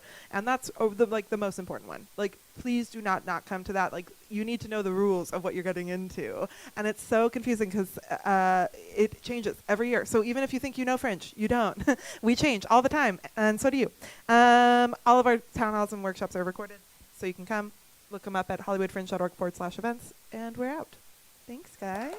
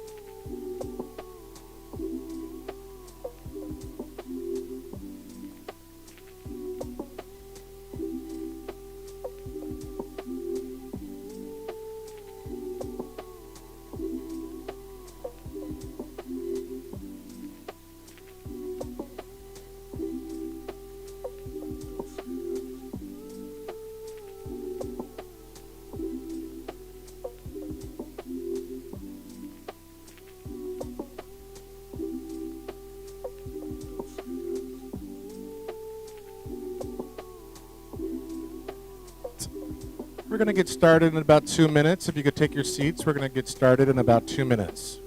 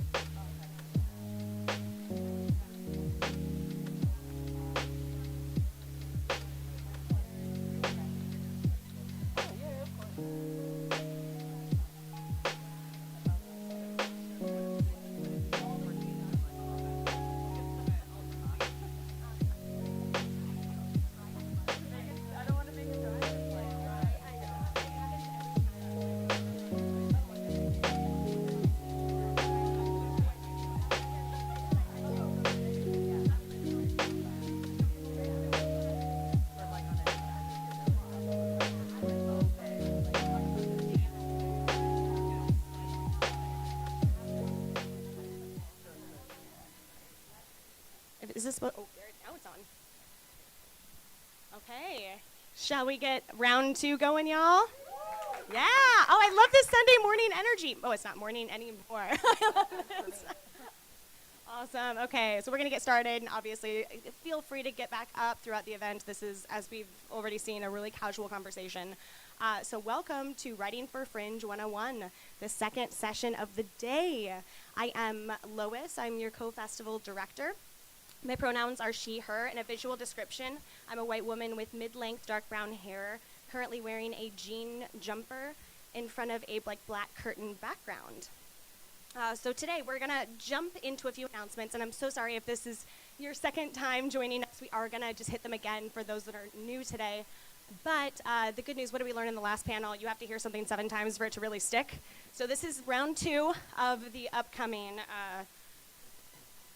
5 times after that. So, all right, we're doing great. Okay, so I'm going to start out the announcements acknowledging that the Hollywood Fringe is on the unceded lands of the Tongva, Gabrielinos, Quiche, and Gabrielinos peoples. Our statement serves as a practice as we continue to commit to furthering our connection to Indigenous communities, past, present, and emerging. Thank you to John, who is letting us be in this beautiful space, Thymele Arts, and for turning on the air conditioning. Thank you, John, who's in the other room. We so appreciate it. And thank you to our panelists for being here today to share your expertise and knowledge of Fringe. This is, I think my favorite thing about Fringe are these shared spaces where we really are sharing knowledge with each other and uplifting as a group, as opposed to a competition where if I have something that is really brilliant, I'm going to hold on to it so that I can succeed and fuck everyone else. That's not how we play here. And so thank you for being a great example of how to be in Fringe community. This panel is being live streamed and recorded. Thank you, Haverty, and Trevor is on our chat. So if you are joining from home, feel free to get involved in that chat, ask questions, and be a part of our digital community. We also have several staff members here. We have Ellen, my co-director, hey, and Carly, and then I've already mentioned Trevor and Haverty. I'm sorry, it's always my last name. Full name, David Haverty. But thank you all so much for being here. We are a small team, for those of you that are brand new to Fringe, which actually, pause there, how many of you first-time Fringers? I love it. Welcome to the family, y'all. That's fantastic. I'm so happy to see so many new faces.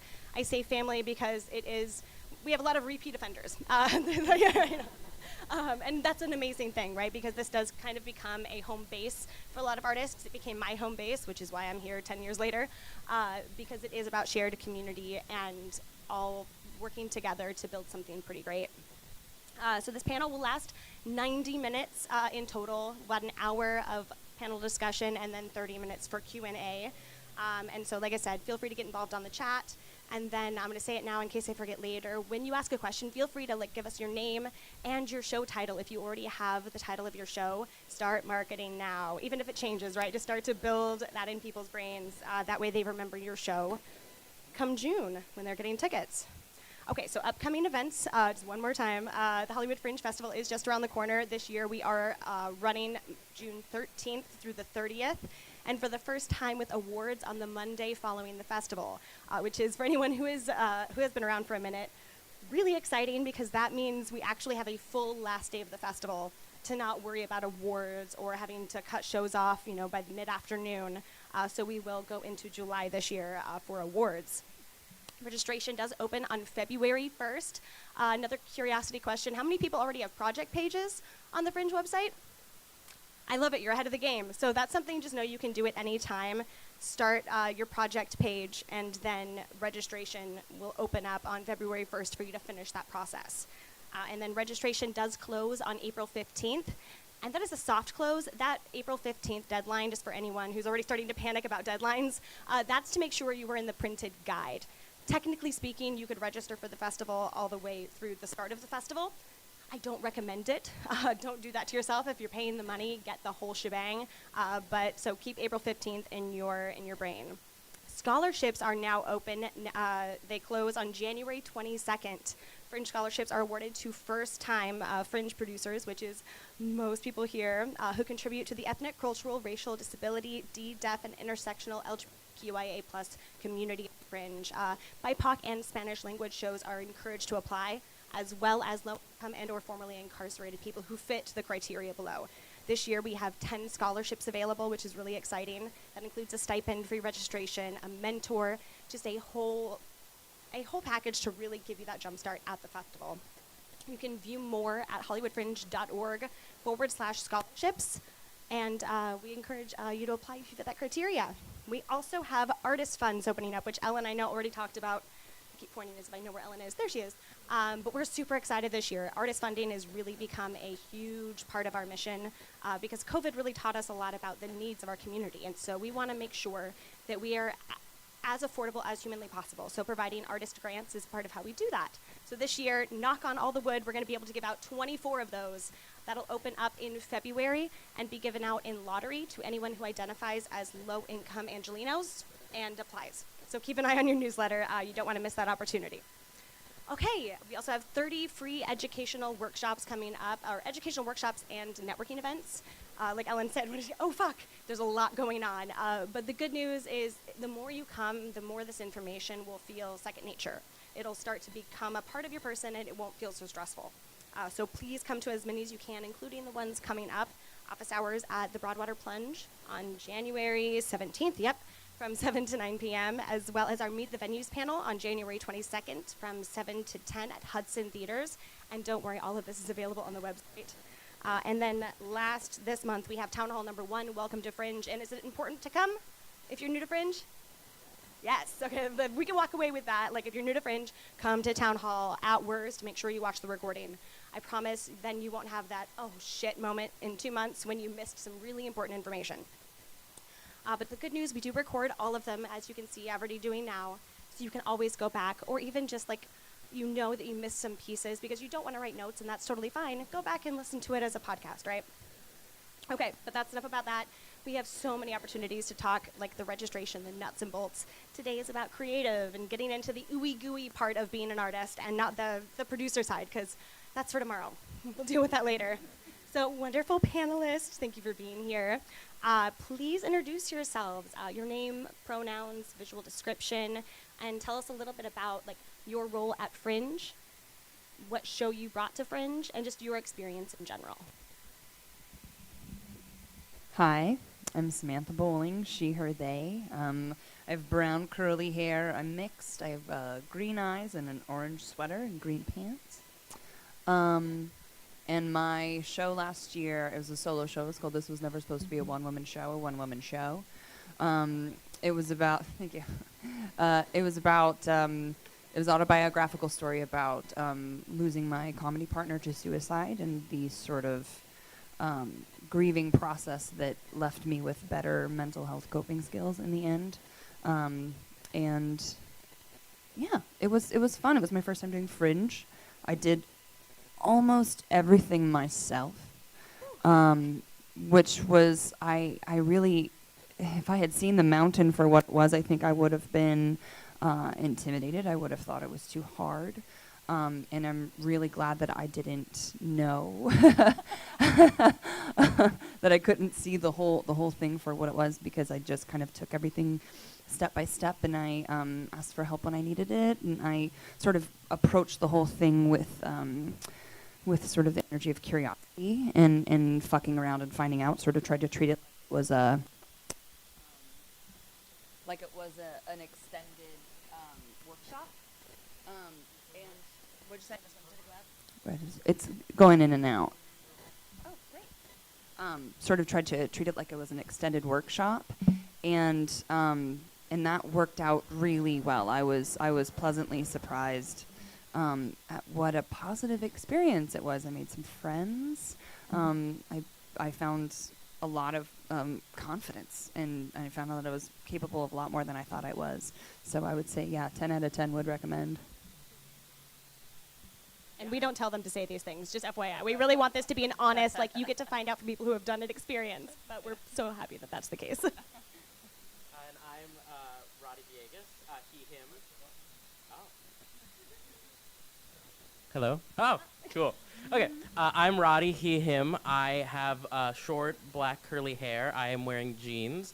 I have a pink sweater on. I have some Converse on and got brown eyes. Thank you. I love them. But I did Inferno last year was my first Fringe, and I was the producer, the writer, the scenic designer, projectionist, and sound designer.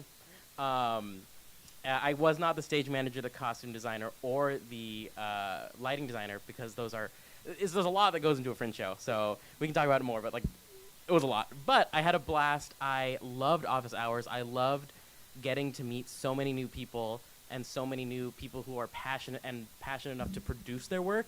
Like I hadn't really been in an environment before where I was among so many people that were wanting to present a show, get an audience, get feedback, and continue doing more with it afterwards. And it's just that environment is so reinvigorating. And yeah, why wouldn't you want to continue going and just being around that community? It's like summer camp for theater artists is kind of how we describe it. And like some people, like there's so many different ways. Ellen really touched on this, the different goals that you can come in with. But the goal can be as simple as like, I don't have theater community, I'm gonna go get one. And we have people like that who just do a show that they really enjoy doing, and it's about really meeting their network and meeting people that make them feel heard and seen and a part of something, right? Because we all need that as humans. All right, so let's start from the beginning of this creative process. And I love that you all have so many tools in your belts. You did so much of your show, so we're going to be able to touch on a lot of different things. But how did it start? Was it a story that you already kind of had in the back of your head, or perhaps you had worked on in a different form, maybe as a shorter show or a film or a short story? Or was it just like, I want to do Fringe, I'm going to create something? So how did that all start for you? Yeah, so I didn't have anything written prior to just an idea of wanting to do a modern Latine contemporary reimagining of Dante's Inferno. And at about maybe 9 months prior to Fringe happening is when I began writing. But then, before you start writing, I usually just start thinking about it for hours and hours on end.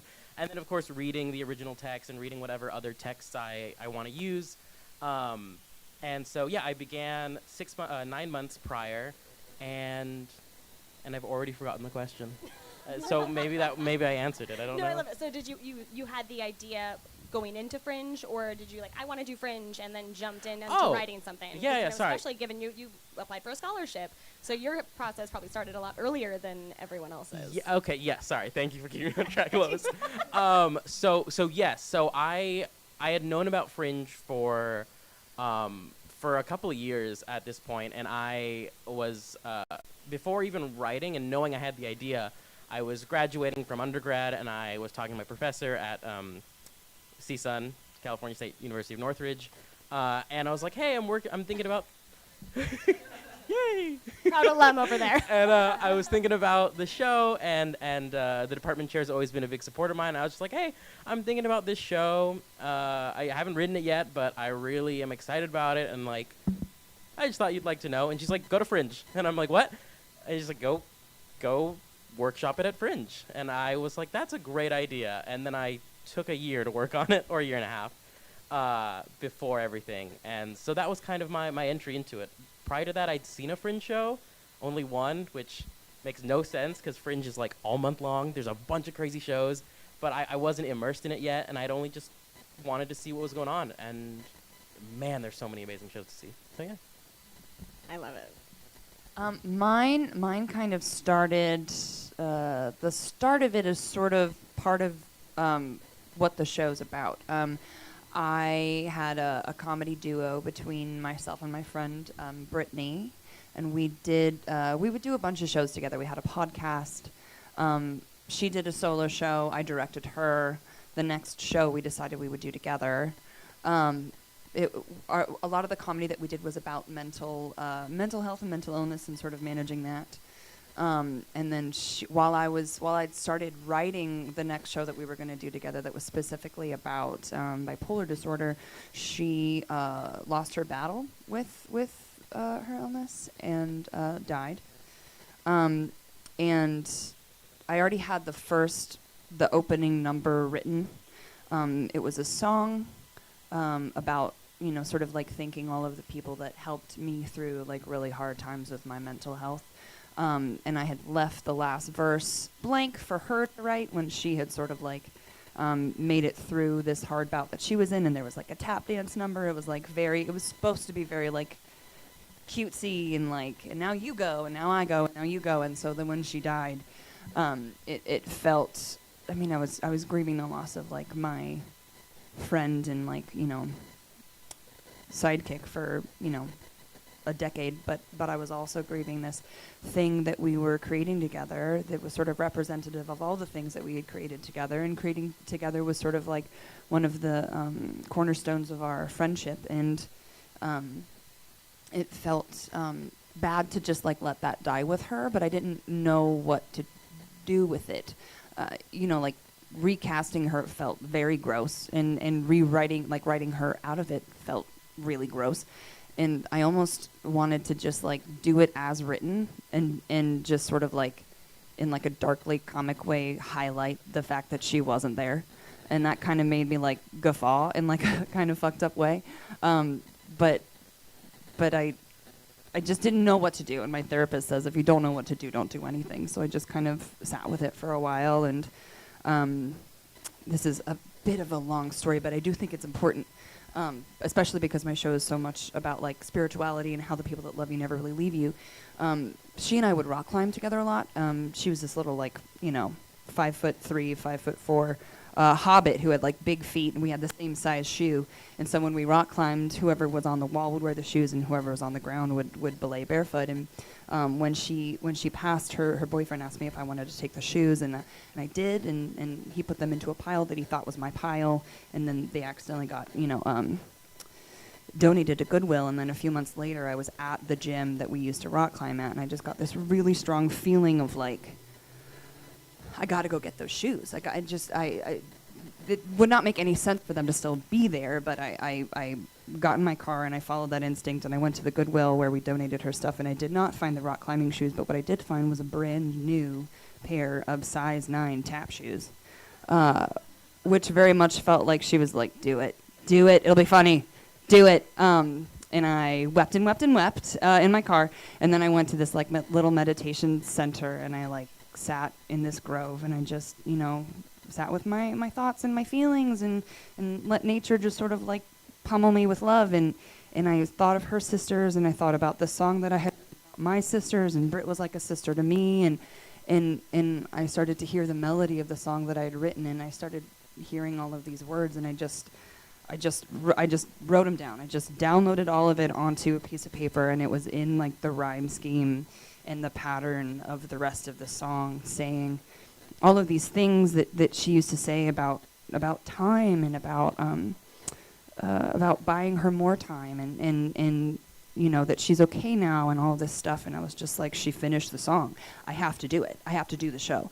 So I just kept going. I just kept following that instinct of like, when I would get inspired by something, I would just fuck off and download it all, just get it out of my brain.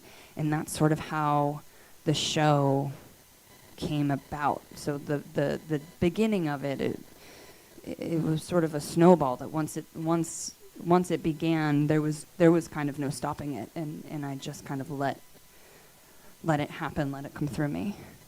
Thank you so much for sharing, and I think what a beautiful way to honor your friend, and also really like to share so openly. That's the special thing about being an artist, right? I think you are able to connect and allow other people to maybe have insight into their own grief, or realize that they need to go through their grief. So thank you so much for sharing that with the community at large.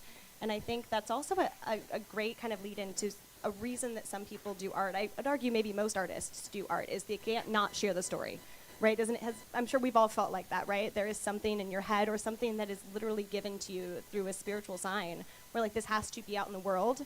And that's a heavy weight on artists to bear, right? Like, I'm getting goosebumps, but like, it is a lot. And so know that like, this is also a safe space to kind of live in that sometimes discomfort or big feeling or big growth as an artist, because you have to get it out, right? That is our lot in life as artists, is to be the bearer of story and change. And so celebrate that, I think, as you go through this process as well. So you started kind of talking about your process, so I'm going to dive into that a little more. what was, and I'll jump to give you a little bit of a breather, but Roddy, like, what is your like process, and like down to like what is it personally? Maybe it's you go to a coffee shop, or you know, like you have to work, you force yourself into an 8-hour session. Like, what does your process kind of look like? I have kept changing my process, and I really shouldn't, but I keep wanting to experiment. But it has been like I've done scripts and shows where each major beat is a stack of a note card, or is a note card, and then I end up with 60 or 70 note cards, and then I start writing the script. But with Infierno, I just continually went back to the original text. So I would write a couple of scenes and then go back to find out what the next beats would be, doing the dramaturgical research, and it would be like 8-hour sessions. I think it would be like one afternoon at 6 p.m. and I wouldn't stop writing until 4 in the morning, and then I'd realize how late or early it was, and then I was like, okay, well, that goes the rest of my weekend. Yeah. I still do that. It works. I think if you find a balance and you plan accordingly, and you're like, okay, there goes my Friday and my Saturday and my Sunday, then you'll be fine. But and then it was also like making sure once I had finished that product or that version of the script that I had gotten a couple eyes on it. Usually when I finish not the first pass, but maybe the second pass, I have 4 people that I commonly ask their opinions, what they think of the work, and those 4 people then begin to look at it, and they ask and they give feedback, and then it jumped to, after that, which was then around version 5, it jumped to a private reading with like about 8 friends and colleagues, and then that landed me in version 7, where I was applying for the scholarship, and I realized that in very big letters, or it was brought up a lot, that it should be under an hour. And I've never written anything under an hour. It wasn't very big letters, you're right. We were so worried about that point getting missed. And it's really important. I think we heard about it in the previous session. We're going to hear about it today. I really do stand by and understand now why our shows, or less, really work out. And not that you can't do a 90-minute show or something else along those lines, but an hour was a really great creative challenge I'd never done. And so like the script, just in page length, was originally maybe 70 pages. And then it was just the goal of trimming it down and getting it out and just making the work punchier, like making it its impact and getting rid of all of that frivolous language that like you like and is fun, but it wasn't serving the narrative as easily as we could have gone. And so I got down to 55 pages, and then anytime we ran it or anytime we rehearsed it or read it, I was just timing it every single time. And we got it down to 55 minutes, which is still nerve-wracking when you have an hour-long show. And a few set pieces. and maybe a few very large set pieces. For context, there was, because when writing the show, I knew about Fringe. I knew about a little bit. I had an inkling about what it was like, and nothing to the scope I have now. But I knew that, like, it's black box theater. You can do as much as you want, but you have to be prepared to take on whatever you decide to do.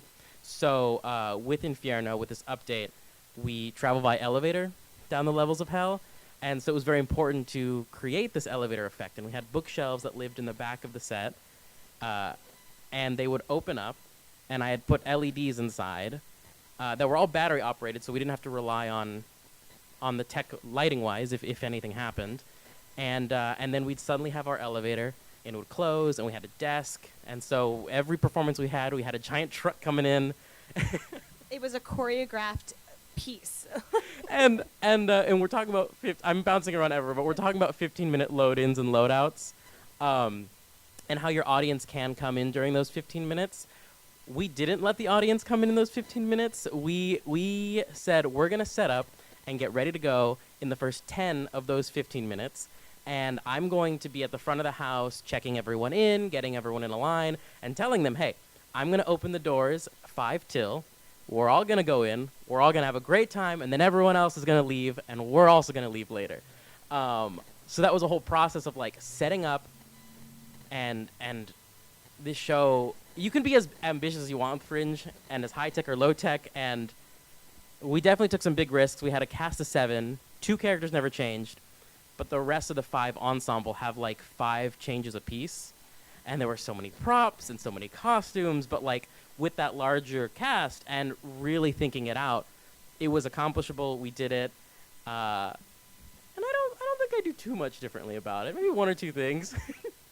But yes, I deviated way off the question, sorry. No, I love it because we will jump into that later too. But I think that's important. I think these are things if you're not thinking about it during the writing process, it is still going to be adaptable, but you're giving yourself a headache later. So it's so good that you're here now learning about those like the whoopsie daisies of Fringe and the inspiration on how to maybe make that crazy idea a little more doable now. So as you write, you can plan for it. I will note it really was a choreographed piece. Your set was on wheels.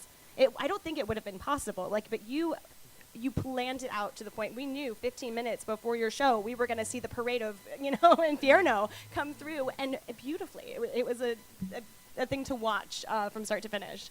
Okay, what about you, Samantha? What was your because I know you talked a little bit about the inspiration side, but what did your physical process look like? The process.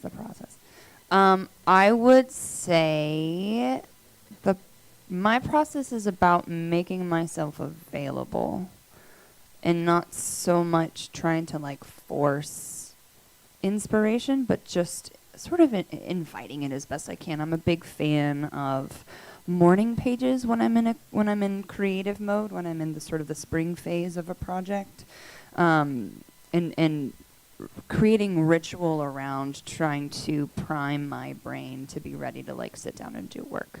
I'll try to, when I wake up in the morning, I'll try to do something that wakes my mind up, that wakes my body up, that sort of wakes my spirit up, whether that's some sensory thing or just creating little rituals around making myself ready. And then a lot of times when I'm doing that ritual, any process of those rituals, my sort of creative faculties will start to kick in, so that when I'm ready to sit down and write, that the inspiration is already found me, if that makes sense. But I try not to put a lot of pressure on it, as far as deadlines and the finished product and all those things. I tend to be sort of more intuitive about finding that stuff, and knowing that there's always going to be, I can always create an opportunity to share what I want to share when it's ready to be shared. And I try to give my work a little bit of structure, but I mean, as far as editing and stuff goes, my show was 90 minutes, and I don't say this with a hair flip at all, but I was nominated for 3 awards, and you can do you can do that. I know everyone hears it should be 60 minutes, and everyone sort of wants to be the exception to the rule. I was not trying to be an exception to a rule. There were some things that I was just sort of I could cut this, but I don't want to. I think it makes the show stronger. You try to cut it, and then you're no, I like it better with it, and the show wanted to be 90 minutes. There were some things that I cut that I really loved that would have made the show longer than 90 minutes. But the fun thing about that is that those things are the seeds that are growing into my 3rd solo show. I'm making a whole new show off of those things that I cut. Because they still inspire me, and yeah, I think another big part of my process was just sort of asking for help and sort of pulling my creative MVPs, my sort of creative inner circle in, and sort of soundboarding with them. I think that was a big part of what I was so grateful that my director and dramaturg, that was such an important part of the process that she loaned, especially because I'm used to working with a partner, and that was sort of the thing that Britt and I did, to sort of have not a surrogate Britt, but someone who was able to be sort of a backboard for these ideas, and asking questions on what to expand upon, and seeing what was really necessary. That was a big part of my process, but I didn't necessarily bring her in until everything that I wanted to say was out on paper. I love that. And I think, yeah, you're absolutely right. Like there, and we're going to keep saying it because I think it's an important thing to note. We'll do, 13 of these panels with different veteran artists. And we do these so that you can get all of the different versions of Fringe. Like, yes, you might hear across the board that like 60 minutes is recommended, but there are no rules. I mean, if someone were to bring a 6-hour show to Fringe, you can. Don't recommend it, but you can. And it's really about finding what is going to be best for your show, because all of the rules that are broken end up successes. And, not always, if you follow the rules, is it going to be a success? So do what is going to be right for your show, your baby, and just consider these things along the way. I will note too, like with Infierno, it was a scholarship show. We had a strict rule last year about shows being under an hour, because at the time we were running a venue space for all of our scholarship shows. We did not have time for an extra minute beyond each hour slot. So note too, if you are applying for a scholarship, that is no longer a rule this year, just to make sure we're not confusing things. So this year it can be whatever length as far as the scholarship program goes. Okay, I'm going to jump in now talking, because like you can do everything that you would normally do at Fringe as a writer. Or there might be certain aspects of Fringe that will kind of change the process for you. Maybe it'll grow your process in general, or just shift just for this particular project. So I'd love to talk about, were there things during the Fringe writing process that were different, that were very particular to Fringe, or maybe that you discovered became a part of things because of going to office hours and going to these events? Like, did anything shift to be very specifically Fringe writing for you? It's a good question, and I think it's one I'm still kind of kicking around in my head and almost trying to find an answer for myself.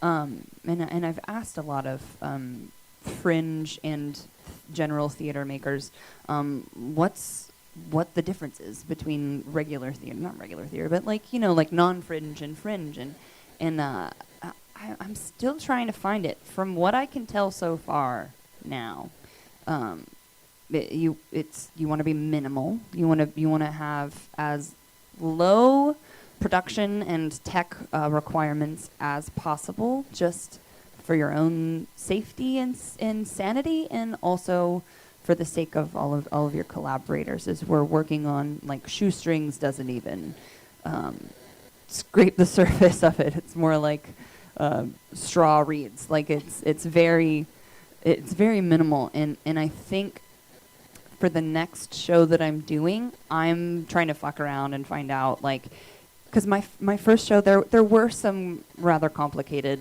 tech elements. I had 2 instruments. I had a whole setup for another person. I had like a generative, I had like an eraser board that I was like drawing on, and like, those were all really important parts of the show. And I had a slideshow that in my encore completely malfunctioned and added like an extra. It completely fucked with the pacing, and I was like, oh, this is what everyone was telling me to be afraid of. But my stage manager at my venue was just like such a ninja that like we never had any issues with it. But I'm seeing like, oh, these are the issues that everyone was telling me to cut this stuff so I didn't have to feel this feeling that I'm feeling right now when it goes wrong. So for the next one, it's just going to be me on stage with a guitar and a microphone. I was so lucky. I went to see my friend in Berkeley this fall, where Billy Crudup was doing Harry Clark, which is sort of I guess a famous solo show, and it's just him and a chair on stage talking for an hour and 15 minutes. And when I tell you that you're transported to a different world, I'm not exaggerating. It was so enthralling, and I was like, challenge accepted. So I feel like that's very fringy. I think it did start as some fringe thing. So yeah, I feel like from what I can tell so far, the fringe thing, the charm of it really is the low production value. It's what can you do by yourself in a room and make it art, make it fashion, that. Yeah, I love that, right? Because you don't need anyone else's permission to do your work. And that's what Fringe really attempts. And there are still hurdles, and we're still working on, like, cost, eliminating those cost hurdles. But overall, like, if you work your ass off and even crowdfund, like, this is a space for your art, no barriers. And so, yeah, I think that's a great way to look at it. Yeah, Roddy? Yeah, it's interesting because this question, when I was thinking about it, is more, it's like, what would I do next and how would I deliver script before any like if I would because Fringe is every year and it's amazing. That's perfect. That was my next question. So jump in. I love that. Right. To come back, but when writing, I didn't really feel like I had any limitations. I was just like, I'm writing this script the way I want it to be written, and if that means that people are ripping their eyes out and throwing their hands out and using them as betting chips, or people are drinking sand, or there's a coffin that rolls across the stage, or like a million different things happen in this show. And I didn't, during the writing process, question any of it. I was like, this is just the story. This is what needs to happen. This is what the new levels of hell look like. But then you get to making the show and producing the show, and that's where you've committed to these decisions, and you then were like, well, now, whether it be limitations or just high asks, how do I start to invent these new ideas? And just you get to really explore and use your theatrical muscles, because we decided they'll just have gold gloves, and we'll give them opera glasses with bouncy balls, and that's how things are getting thrown around. And you start, which sounds silly and like insane when you're kind of trying to explain it, but it worked, and people got it, and people were squeamish, which is great because it's like a bouncy ball can get that reaction, but but the it's quotes we get in this panel. I love it. Sorry. But it becomes this game of like, how do I, if I am writing this script and I know I'm presenting to Fringe, and I know that like, well, when we first got the scholarship, we were thrilled, but we didn't know what our lighting design was going to look like at all. So the script was already written, and I had to go through it and essentially assume, what if this show had no lights? Like it had on and off. What would I do to present this show? And as a scenic designer who loves like using practical lights, I installed these elevator lights because I'm like, this moment has to happen, even if we're in utter darkness. And it really became this game of, how do you invent these innovative ways of doing these things that you probably wouldn't have come up with otherwise? And that was so much fun to do throughout the process. It is a headache when you start juggling a lot, because you have to rely on other people. You have to give this baby to a stage manager, to a director, to other people to help you out. Because if you run into tech, which when we moved it, we got an Encore Award, we brought it to another theater, and like a projection went wrong, or the set, like the wire snapped, and I had to fix this LED strip 2 hours before the show opened. That all falls on you because you're the one that's been carrying this process along.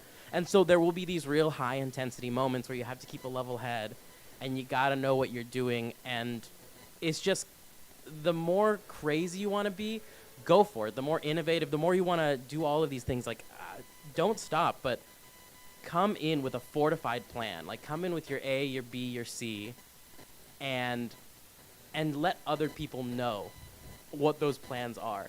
Because when things happen and now they're all looking at you like, well, what are we going to do? It's much better when they're like, we know what's going to happen because we planned for the possibility of this happening. So don't feel limited in your writing, but know that you're going to have to cross those hurdles. And best of luck, because it's a lot. Yeah. Well, it's like packing a suitcase, right? Like you can have bring all of the outfits you want. I am that person, right? I'm going to be there 5 days. Do I need 10 outfits? Of course. Do I wear them all? No. But I have to carry that thing around. And so it's understanding, like preparing yourself for that weight. But I think, and what's really cool is this, again, like we keep talking about, this is of all places, a pretty solid space to take a risk in, because you're going to have those other people that you can talk to, even if it is just like, am I losing my mind? Is this a horrible idea? Like you have these people and maybe the answer is yes. Yes, you are. And like maybe you should take it a step back, right? But you have this space where you can have these conversations and really become a producer if you're not one already. Like that is a big thing for us, as one of our missions is to create entrepreneurs in the arts. And so you're not just an artist who is a brilliant actor or writer, but you can produce your own work. And those are all things that you're talking about, are things that are in your producer toolkit, so that you could, in theory, take your show, and so this is where Samantha's yours would be a little easier. Roddy might have a more difficult time putting his, show into a suitcase and going to Australia. And so that's, I think, goes back to those goals, setting those goals. What do you want next for your show? And if it is to tour it, if it is to take it to other fringes or other festivals, or book, straight out runs in other cities or countries, you're going to want to think about this now, because you're not going to want to travel with 9 set pieces, a text sheet that is 10 pages long that you have to hope, pray, and like be nervous about actually working, depending on who you're working with. So these are all things to consider as you go through. Okay, and you started to touch on like working with other people, so I want to jump into that as well, because we do have a lot of like solo work and we do have ensemble work. So I'd love to know from both of you, like, who did you work with throughout the process? And was it early on? Was it later? Did you find those people at Fringe, or did you have them going in? Those sorts of things. Who'd you play with?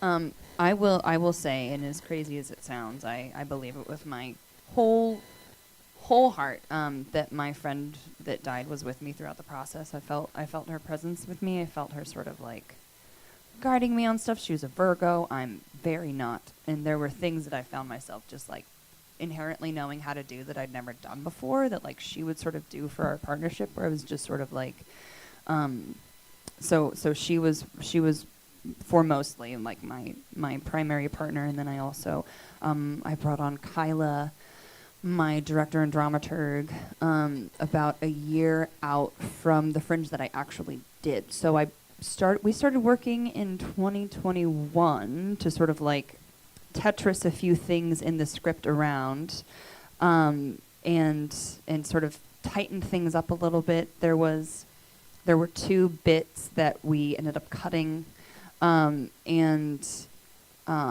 it was also really helpful to have her helping give structure to how to memorize a 90-minute solo show. I think it was like 45 pages, 40 or 45 pages, and it's all a monologue. So it was a breakneck speed, and there was a lot of memorization. And I was grateful for her to give me the structure on how to handle keeping all that in my brain, and then also during the actual Fringe run, I was actually really, really proud of this.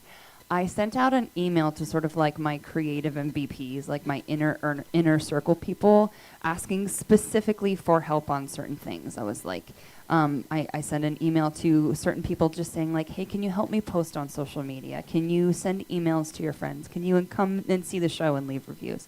But then like my inner circle people, I was like, I need an emotional support person throughout the process of this, just like an actual body.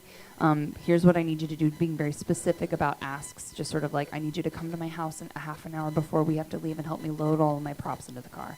I need you to drive me to the venue and drop me off with all of my stuff and then go find a place to park so that I'm there and ready to go. I need you to help me load the stuff into the space, and just like talk to me throughout all of it. Just let me tell you how nervous I am, and sit in the audience and watch the show, and then after the show, like help me throw everything into the car and then take me home and like make sure I'm not crying before you leave. You know what I mean? Like just all these things. It's just sort of projecting this to be like a very emotionally like experience. And like while it was so much easier to do that with my friends, and just to have somebody there who I know, if I am freaking out, that they like could put a hand on my shoulder and be like, you got this, buddy. That was invaluable. And then also I made friends with other Fringers to like, we traded box office duties. Huge tip, pay attention, yes. Yeah. Just to like, hey, can you be at my venue 15 minutes before the show and just help wrangle the audience members and check them in? And then he would do some dates for me, and then I would do some dates for him, and we just literally traded the labor for that. And we got really close. That was like a really fun way to like support each other and like build relationships, and you know, he was one of my MVPs of the whole year. And so those are the times when I like sort of corralled other people in, and when asking for help, it's so important to be very specific, and give actionable requests, giving people specific understanding about what exactly the tasks are that you need them to do, and make them specific enough that like you can like check them off of a box instead of these sort of nebulous like, help me do this. So just sort of, what does that look like? Be specific about what that looks like, and people are golden retrievers in a certain way, where it's just sort of like they want to know what's expected of them, and they want to know what a good job looks like. So the best that you can communicate that, the more success you'll have in actually getting your needs met. No, that is so true. I tell my 4-year-old goddaughter all the time, because that age, and honestly we do it too as adults, especially post-COVID when we haven't had as much practice in human interaction for a minute. But it's like, look them in the eye. Once you have eye contact, use their name. From there, explain what you would like and what your expectation is. And it does help, and I think it's a great reminder for all of us. It's just take that second for human interaction, because odds are people want to help.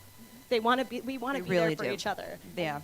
And support you. Yeah, and I think when we can all maybe remind each other that as the months progress, because you forget that when you're in your own tornado. So let's, all hands in, let's remind each other, ask for help, ask for what you need, let me give for you, or give to you, right? And it comes back at you tenfold, so. And to piggyback off of that again, how many times do you offer help to someone? You don't offer to help somebody if you don't mean it. So when someone says to you, let me know if you need anything, write that down, write their name down, make a list in your phone or something of everyone who's ever said, let me know if you need help, because you will need help. And then you'll be like, who was it out of all the conversations that I ever had? Take them up on it, because you know that you don't offer that if you don't mean it. That's so good. I think as humans, not just artists, we need to remember that. Yeah. Yeah, you had mentioned the helping out in the box office, and that during the office hours, I was talking with someone. I was talking with Ariel, who was another scholarship winner, and we were talking about it and working. And he's like, "Do you need help working your box office?" And it was such a surreal moment for me. He's just a kind individual who was like, "Yeah, I want to help out," and it kind of blew my brain a little bit. This is early steps into Fringe, where I was like, "Oh wow, everyone here is supporting one another, and nobody wants to see anyone fail." And not that even is in the question, but also people will take their time out of their day to help you, and it was a wonderful thing. He helped us out on our box office. I helped him out on his. It was just such a light bulb moment of I am in an atmosphere that I have never been in before, and I am thrilled to have found a place like this. And going back to everyone else who worked with you, because it starts much earlier than office hours. But I had founded a company in 2019, the theater company, where we do shows around Los Angeles, and we had done them independently, and then COVID happened, and we realized things are much more expensive, and that really wasn't in the cards. And so we were like, well, we've been wanting to enter Fringe for a while. Okay, and so there was a group of us already coming together and leaning on each other and supporting one another to then carry on. So Zani Theatrics, the company, brought it over and brought a Fringe show. So we already had people. But then along with last year's Fringe Scholarship, when we were given a venue and given a lighting designer, that was such a blessing, because you don't always know how it's going to go with venues, and you realize, oh my God, we were so spoiled. We had a month and a half prior to Fringe opening where we could talk to Selena, who was our lighting designer, and it was incredible, because she was like, okay, if you give me everything that your show's about, if you give me the cues, those will be programmed, and we'll be ready to go for the tech rehearsal. And it was incredible to do that. Selena was a huge help. We had our stage manager, because stage managers are amazing, and they're so necessary. I could never do what a stage manager does. It is too much. I love producing, I love emails and all of that, but I know on these productions, I need to have, for a cast of 7 and a director and 2 stage crew, who we did have, because we have these massive set pieces. We had 2 people on crew with us for a Fringe show, and we're like, we're going to open bookshelves, we're going to close them, you're going to help with quick changes, there's a lot of props, and those were big helps from people that were like, hey, if you ever need any help, let us know. And I was fully like, I remember my first show, someone told me this, and I was like, well, hi, Brian. How are you doing?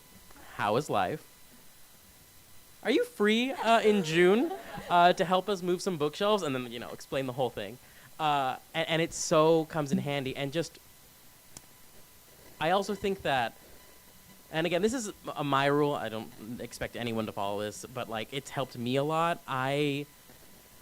Our director, Miranda Barrientos, she came into this process before she knew she was going to direct. She was just a lifelong collaborator and friend who was giving me feedback on the script. And even before the script had finished its final version, we were just doing scene by scene, and I'd get notes and all that stuff. And then when the script was finished, I knew it was going to Fringe for sure. I was like, Miranda, could you please come on to this project, be the director? Because I just think you need someone else in that room. I don't advise to direct and write your piece, let alone direct, write your piece, and act in it. I'm not an actor, which is why I would never do that. But props to everyone who does, because it is so intense, and you learn about everything that goes into Fringe, and it's a very exhaustive measure. And if you do it, props to you. You just need to make sure you're taking care of yourself, because it is a lot.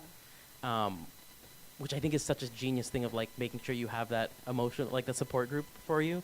I was like, that's such incredible advice that I would never have thought of. So like, do that, absolutely. But yeah.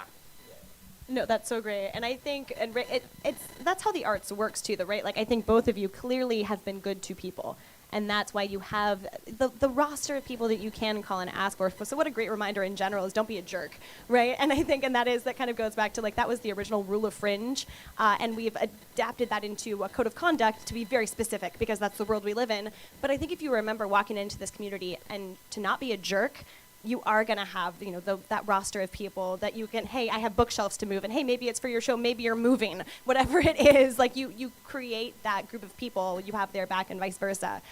So what a great also reminder to not be a jerk, and especially a Fringe.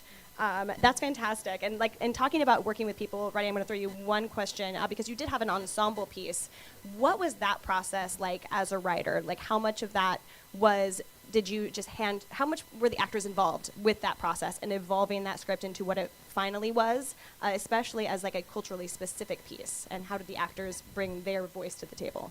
Yeah, absolutely. So, so Infierno is a Latin piece. It's very distinct because it's a bilingual script. We're playing with Spanish and English, and we're not translating it. That was another thing. We have a character, Dante, who wrote the original Inferno. He's in it, and he only speaks via note cards. And we did project those note cards, but we never translated any of the Spanish, and that was really important to us. But in talking with how we worked with the cast, it was really exciting. I think I was still asking our director recently, being like, this moment in the script or this moment that you directed, like, how much of that was the actors, how much is that you? And it's always a 50-50 amalgamation of who did what. And part of the reason why I'm asking all these questions to Miranda, like, months after, is because I wasn't in the room for a lot of it. We would rehearse from Monday to Thursday. I was looking at the calendar. We had 7 weeks of rehearsal. That's not normal. It's very unusual, and I don't know how I got away with it, which is so exciting. I would not do that again, though, because it's just a lot of time to ask. But I was blown away by this much rehearsal in my calendar that I must have planned out, and our cast was just game. But we rehearsed Monday to Thursday, and Wednesdays would be office hours. And so for one day out of the week, I would make sure that I was not in the room for them to completely explore and completely thrive and create whatever they were going to create. And as we got closer and closer to the premiere, I was there less and less, and to the point where it's like a couple rehearsals before tech, and I'm looking at the show, and every single time I saw it with a fresh pair of eyes. But also I was like, one, this is amazing. When did you guys do this? And it's like, well, where have you been? You've rehearsal. We haven't been doing nothing. And I was like, fair enough. And then also like, did you change that line? And they're like, no. And I'm like, well, that's a good line. I'm like, yeah, you wrote it. That's a good job. But the reason why that would come up is I also was like giving liberty to be like, hey, the Spanish is very Mexican Salvadorian. And then when you add in a twinge of you're speaking in Spanish, but the grammar is very, it's in English. So it's not, the script was designed to be performed and for second gen Latinx individuals. So a lot of it is, well, a native Spanish speaker will find the inconsistencies and that adds to the text, while someone who has lived in California and Los Angeles and has that background will immediately recognize this kind of this kind of hybrid language, and will mean that much more. And so that was, we gave full liberty to the cast, who was not all, who did not have my background, but was Latinx, and was like, okay, well, there are some curse words in there that are distinctly Salvadorian. And I was like, well, should we accommodate those? Should we change those to distinct curse words from Mexico or Honduras or what we feel is best? And we didn't. We ended up not changing them. But what we did do was, with our cast, incorporating, especially in movement, we have a big cathartic moment at the end of this dance, which the cast, some of them knew how to play instruments and some of them did not. And we gave them instruments and we're like, hey, this is really important to the piece. Let's work every day at top of rehearsal this song. And they would all learn it and they would all bring new pieces in. But when it came to the dance that, marries with this song, the actor brought in these movements that were very much reminiscent of the Mexican hat dance. And he has a whole ritual where he puts his clothes, not all of his clothes, but like his sweater, down as like a transformation piece and does a version of a Mexican hat dance that was collaborated with the director and the actor. And while watching this in rehearsal, being blown away at just like the dramaturgical inclinations, their inspirations. So much of the play is distinctly the cast and the director. Because I wrote it and then I kind of left to go to office hours. So they were amazing. I love that, though, but that creates, it sounds like something you were, very, very proud of, to have it go from the page that you gave to like, the actors embodying the work. And so that's so exciting. And you got to kind of have that little present every night of, like, getting to see your show brand new all over again. So that's really cool. I will add, because about seeing the show every night and it being new, because we had 3 performances during Fringe, and we were lucky enough to sell out, so we kept throwing in chairs because the venue could accommodate that. But one of the biggest gifts, as well as being able to see the show with all its tech and everything, was to attempt to also see the audience. And I think that I've been told things in like as a director, like, oh, you want to see how the audience is receiving it. But I hadn't really got it from the writing perspective. And it was really fulfilling to see the show. I saw it every night, which, sometimes you're in a 50-seat theater and you're like, I don't know if I have an extra ticket, but find a way to be in your venue space and watch the audience.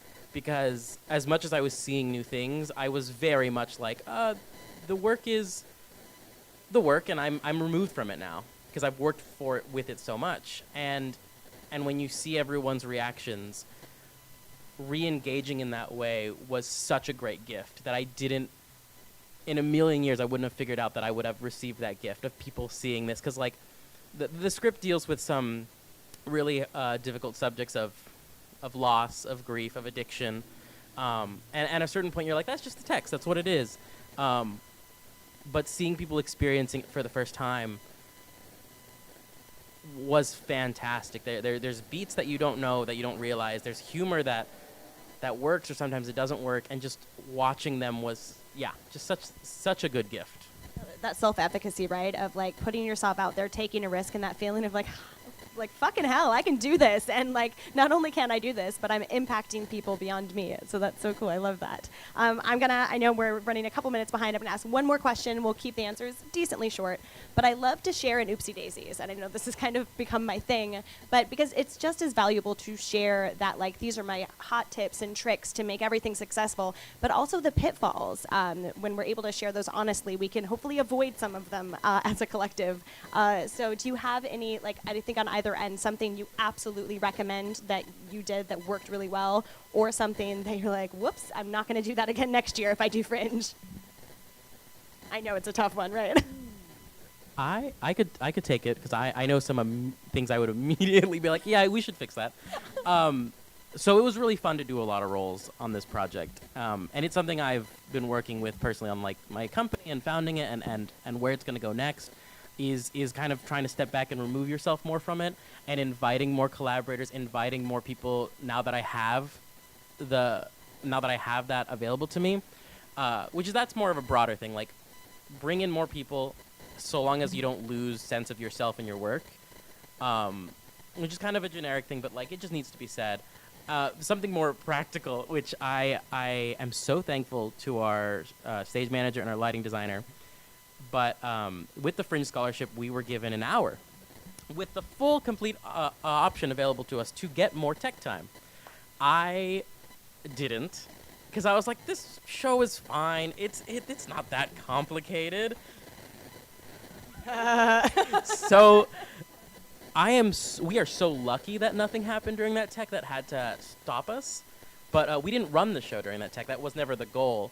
But we were just like, let's check all the light cues. Let's, like, our heaviest scene, because the show ended up having projection, sound, and lighting all together about 200 cues. This was a lot. The sound effect from the audience was correct. And then to imagine that you're going in for an hour tech rehearsal, ill-advised all the way. It's insane that the show, like, happened. Because the first time the audience saw it was the first time anyone had seen it. Final product. That's not a good idea. But definitely know going in, every venue operates differently. Every venue has its stage managers, its lighting designers that you can bring on, and know what that, like, start that communication as early as possible, because, like, if we didn't talk to Selena a month and a half before, with the script already queued up, with my projections already done, like, if all of it completed, there's no way it would have been possible to do that tech in an hour. And even now, I think, like, 2 to 4 hours for anything, because it was a wild time, and we were racing. And when we got all of our stuff out of the space, we all just took a deep breath and we're like, well, that went pretty well. We did not expect that. And that shouldn't necessarily be the response when you're doing a show. We're like, well, that actually was great. It's like, no. Plan for more time than you need, because so much can happen. Like, even in that tech, the lights gave out on us, the practical lights. And I was like, well, fine, operate the show without the lights for right now. We have learned something here, but that's my biggest takeaway, is the tech rehearsal time. Like, that's huge. Well, that's great. What about you, Samantha? I would say I'll do two. I'll do one thing that I was really grateful that I did, and one thing that I would like to do better. The thing that I was really grateful that I did was, like, I started early and I really paced myself. I really kept, like, the visual in my mind that I was, like, chipping away at an iceberg. And, like, I tried to do something every day to work towards that goal. And then when I had my tech early, I booked my space early. That, like, really gave me time after tech to sort of, like, figure out what I needed to prepare myself for and what I needed to sort of tweak.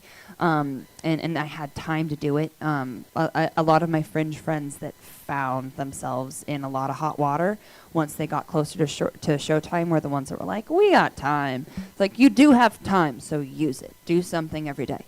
And then the thing that I would do differently the next time around is I kind of, like, overestimated, and this wasn't a mistake. I overestimated how emotionally hard the show was going to be. Like, I definitely, like, saw myself as this, like, little chihuahua shaken in the cold, like, going into it so much. And so, like, I was really precious about my time and my energy, and, like, just, like, putting all of my focus into, like, doing my show. And then, like, once I started to, like, get it in my body and loosen up, and I had unclenched my butthole so much about, like, getting people in to see the show, because, like, once enough people saw it, then, like, word of mouth kind of helped me move those tickets, so I could kind of, like, relax a little bit about that. And then I felt more comfortable in doing the show, that I was like, well, I'm gonna go do this Fringe thing. I want to see what other people are doing. So my Fringe experience as like overall was sort of backloaded a little bit, where, like, the last week or so of Fringe was when I really, like, got aggressive about going to see other people's shows. And I was like, man, I could have seen so much more. I could have exchanged so many more, like, tickets, and seen so many more shows, and, like, built so many more relationships if I just trusted myself a little bit better about, like, the process of doing the show, and really leaned into the chaos of it all. So yeah, but because my show was a little bit more complicated, I think that's why I felt the way that I did. And so this next time, when I'm just doing a show that's just talking, just me and a guitar, and that's it, I feel like I'm hoping that sort of up fixes that, so I don't feel like such a fragile little idiot going into it, and I can share more of my time. That is such a huge, I think, like you named, I'm so glad you brought it up, because it is an experience. Fringe is like, because yes, it's financially cheaper at the end of the day to produce at Fringe. So that's one reason people do it. But the rest of it is this big experience. It's both sides of the festival. And otherwise, you know, go rent a venue and do your show all by yourself, and that's totally fine. But I think, especially if you're here, I'm guessing you do want to dive into the experience. So really enjoy it and embrace all of the different pieces of the puzzle. And also like, you're here in January, so I want to like remind you too, I'm sure you're already like, oh my God, deadlines, I have this to do, I have this to do, I have this to do. You're ahead of the game. By showing up today, like you're already just fine. Like venues, people are only starting to look at venues. So I do also want to like let everyone take a deep breath and know like it's okay. Even just thinking about like, okay, I have some ideas for a show. If that's where you're at, perfect. Just keep chipping away at the iceberg. I love that, as long as you're doing something throughout the process. Yeah, and I think you had something to add, right? Yeah, absolutely. And then we'll switch over to Q&A. Yeah, because during the course of like, you know, it starts in January and we're creating, we're coming up with ideas, and we have all these deadlines that kind of come up until the beginning of June, where it's like, now all the shows are open, and that's not the end of it, because you have all of June. And from my personal experience, I was so excited. I, on a regular basis, just love going out and seeing theater. So I knew going into Fringe, like, I want to see as much as I can, experience it, and have a blast. But what had happened was I had, you know, pushed so hard that by the time I think the second week of June came around, I got sick, and I was like, well, I can't. I'm gonna have to rest in bed for 2 weeks. And so halfway through Fringe, I had seen maybe 25 shows. Thrilled to see them all, but I had to then like just remove myself from Fringe to just rest up until I think like the closing night party, when I was like well enough to go out again. And that's my biggest regret, which is like just pacing yourself and checking in with yourself, because you're always thinking like, okay, I just need to get to this deadline and the show's open and it's done. But you forget that there's this whole culture and community that is ready to engage with you, that starts up in June. And the second thing is the postcards at office hours. I love them. I think they're awesome. Every show we would like swap them, like trading cards. It was always really exciting to see the artwork, and it's just a great way to like, you know, start the ball rolling and talk about it. But also, it's so funny because oftentimes I was talking to people, it's the first thing people will see of their show, but it's the last thing they think about is these postcards. And I just think that it's really important that you know what you want the first thing someone sees your show is going to be, is this postcard. And that it doesn't, and you might think, well, nobody's going to look at my postcard. Like, they're going to see it once, it's going to live in a bookshelf, or it's going to live in the trash, and that's it. But no, my sister, who lives up in Davis right now, took some of the postcards and she hangs them up in the room because they're beautiful. And I'm like, yeah, they are beautiful. These were excellent, like, little flyer postcards. And I still have mine as memorabilia from my first Fringe. So, like, they're important. I think that they're super important. So don't dismiss that fact.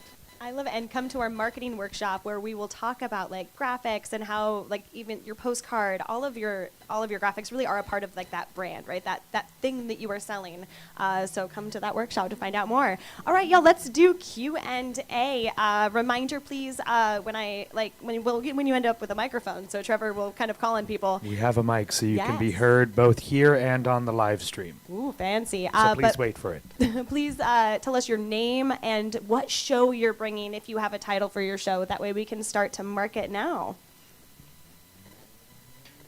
Oh, and there. My name is Linnea Pramel. I hope to bring the trick. I have a question for you, because you had actors. What are the rules, or did you use equity actors? And how did you get them to rehearse so long? So, yeah. So you'll work. You'll have a venue. You'll have your show, and you'll have that ready to go. But yeah, when it does come to like actors, I came from an environment where I knew a lot of actors. They were like good friends of mine. But then even while in the midst of it all, I was like, I don't think I have enough people to cast this show. And I was expressing this concern in office hours to like my friends who I was meeting through office hours. And they're like, have you tried backstage casting? And I was like, oh, I have not. they're like, you should try that. And I did. And we got more actors involved. And we are not an equity company, because my company was the one doing it. We try our best to know the equity rules. And so we're well aware of like the 99-seat theater contract, and our stage managers always are well versed in those rules. And we offer a stipend as best we can. Obviously, Fringe can, it's a wide range of things that can come to Fringe. But we wanted to make sure that, to some degree, we were paying our cast and our actors and our collaborators. But also, you're doing this well aware of flexibility. So, this is another thing about why Samantha Barrientos, our stage manager, was so incredible, where she got all the conflicts that everyone had. And I think that's why we had a 7-week rehearsal, because now I'm remembering, look, we had an actor who couldn't make it for 2 weeks because they were moving, and we're like, that's understandable, that's fine. Or we had someone that were like, I'm sick and I have to rest, and I'm like, that's okay. Like, or people just have their 9-to-5 jobs, and they're like, I can only come to rehearsal like an hour and a half after the original start date. And I was like, fine, like, that's okay. And it was about coming in with that level of respect, that level of collaboration, and being flexible. I think that's absolutely what we did. Yeah, that's always important to know right at the end of the day. And there's a lot of laws, and I'm going to refrain from like naming like boundaries, only because I am not a lawyer. There is no one on staff at Fringe who is a lawyer, but there are helpful links to things like AB5 comes into play in California as far as like how you can pay people and by law in California. And then also as far as equity goes, we see it all at Fringe, but the key is to know, and as a producer, right, because the cool thing is, even if you're maybe not as aware of the laws, of the union laws around this is your chance to learn, and that way now you're an educated producer ready to handle either equity or non-equity work. But we haven't released our 2024 participant packet yet, but I'm going to say 95% of the information on last year's packet is still correct. You can find that at hollywoodfringe.org/participants. Plural. It's been a minute since I've said that out loud. Plural. Thank you. We have 95 different links in our head. Most of them are right. Probably. Let me know. Plural or not plural. But there are links to both of those resources on there so that you can make sure you're making an educated decision. All right. Yes. Hi, my name is Angelique. I'm doing a show that's going to be fairy tales themed. I have a concept album that plays from front to back like a Pink Floyd album would. Every song bleeds into the next song. And it's sort of a concept album examining the heartbreak of, mourning the loss of our childhood, and examining adulthood through the lens of, Disney fairy tale characters. And so my question is, when it comes to beginning to market and starting to actually tell people, okay, I'm doing Fringe, these are the dates, what do you think is the sweet spot of when to start telling people? Because too soon, obviously, you told me 2 months ago, I've forgotten. And then, so what do you think? Is it a month out, you just start firing on all cylinders? Is it like a slow burn? What's your advice on that? I can't wait for this answer because Fringe is still trying to figure out how best to communicate to our participant base because too early is a thing, but too late is also a thing. So do tell. I don't think there's such a thing as too early. But you just want to pace yourself so that you don't get burnt out. The way that people's brains work is that like you introduce an idea and then it kind of settles in one place, and then the more times they hear about it or see about it, wherever it is in their brain, sort of gets highlighted more and more. So if you were to start now, if you had your dates now or whatever, like start telling people about it now, start talking about it now, start talking it up, get yourself used to talking about it, and know that they're not going to start buying tickets until the actual show. I stressed so much about moving tickets, and then my last 3 shows sold out like the day before or the day before the day before, and I was just sort of like. Yeah, but also I was so much like, I got to get butts and seats, and if you're doing the work, if you're doing the advertising, if you're staying consistent about it, then that'll just happen. Just keep talking about it. Trust that the work will pay off. But yeah, but manage your expectations about how effective your marketing is going to be. Not just how effective, but the nature of the effect that your marketing is going to have. That's good. And reminder, tickets for all Fringe productions go on sale on May 1st. So that kind of provides you that wiggle room too. And also, because you're right, people are last minute at Fringe. So we're going to tell you this closer to, but remind yourself throughout the process, people are last minute, especially in this post-COVID world where none of us are good at planning ahead anymore. So know that even more so now, like people are buying tickets last minute. Yeah, I had two different experiences with this because obviously there's Fringe and then there's an encore award that shows can be given, which they're given like another chance to perform, and when we got ours towards the end of July. So in regards to Fringe, I don't know. You kind of get into office hours and you're talking about your show, you're hearing about everyone else's show. I thought, and I got into the rhythm of like, okay, maybe like 2 weeks out, I should send out reminders, send out those things, because that's kind of maybe the sweet spot. 2 to 3 weeks is where people are like still looking at their plans, nothing's locked in yet, and even then, that's not like, oh, I'm gonna purchase a ticket. It's like, oh, I'm being reminded. But on top of that, there's the Fringe site where it's like anyone who's going on the Fringe website sees on the side these advertisements that shows can place in, and sure, you can get direct clicks, or it's like, oh, it's now just in the zeitgeist again, this show. Oh, I remember I was talking to so-and-so who's telling me about this show. So with all of that, like I forgot, I think, to send as many texts I did to like my family and friends the first time around, to the point where we were very lucky to sell out our run before Fringe started.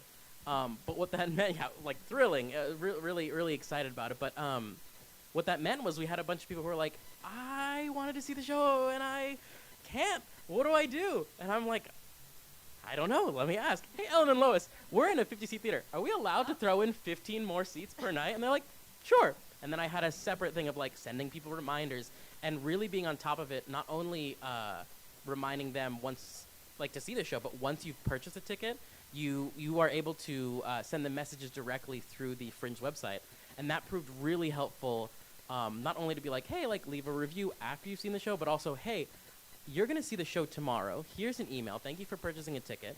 Here are Fringe rules, because not everyone is a Fringe, like knows like everything about Fringe. They're like, oh. Absurd, right? Yeah. It's crazy. But it's true. Like people are like, hey, like this is how it's operating. There are going to be 7 shows in this venue. This is when our show's playing. And then I remember even getting to send an email the day of the show being like, oh, all of these streets in Hollywood are closed. Please plan accordingly. For your, we're excited to see you here, but that's going to happen. When it then came to July, not only was I like, hey, everyone that I have their email, because you've purchased a ticket, here's now,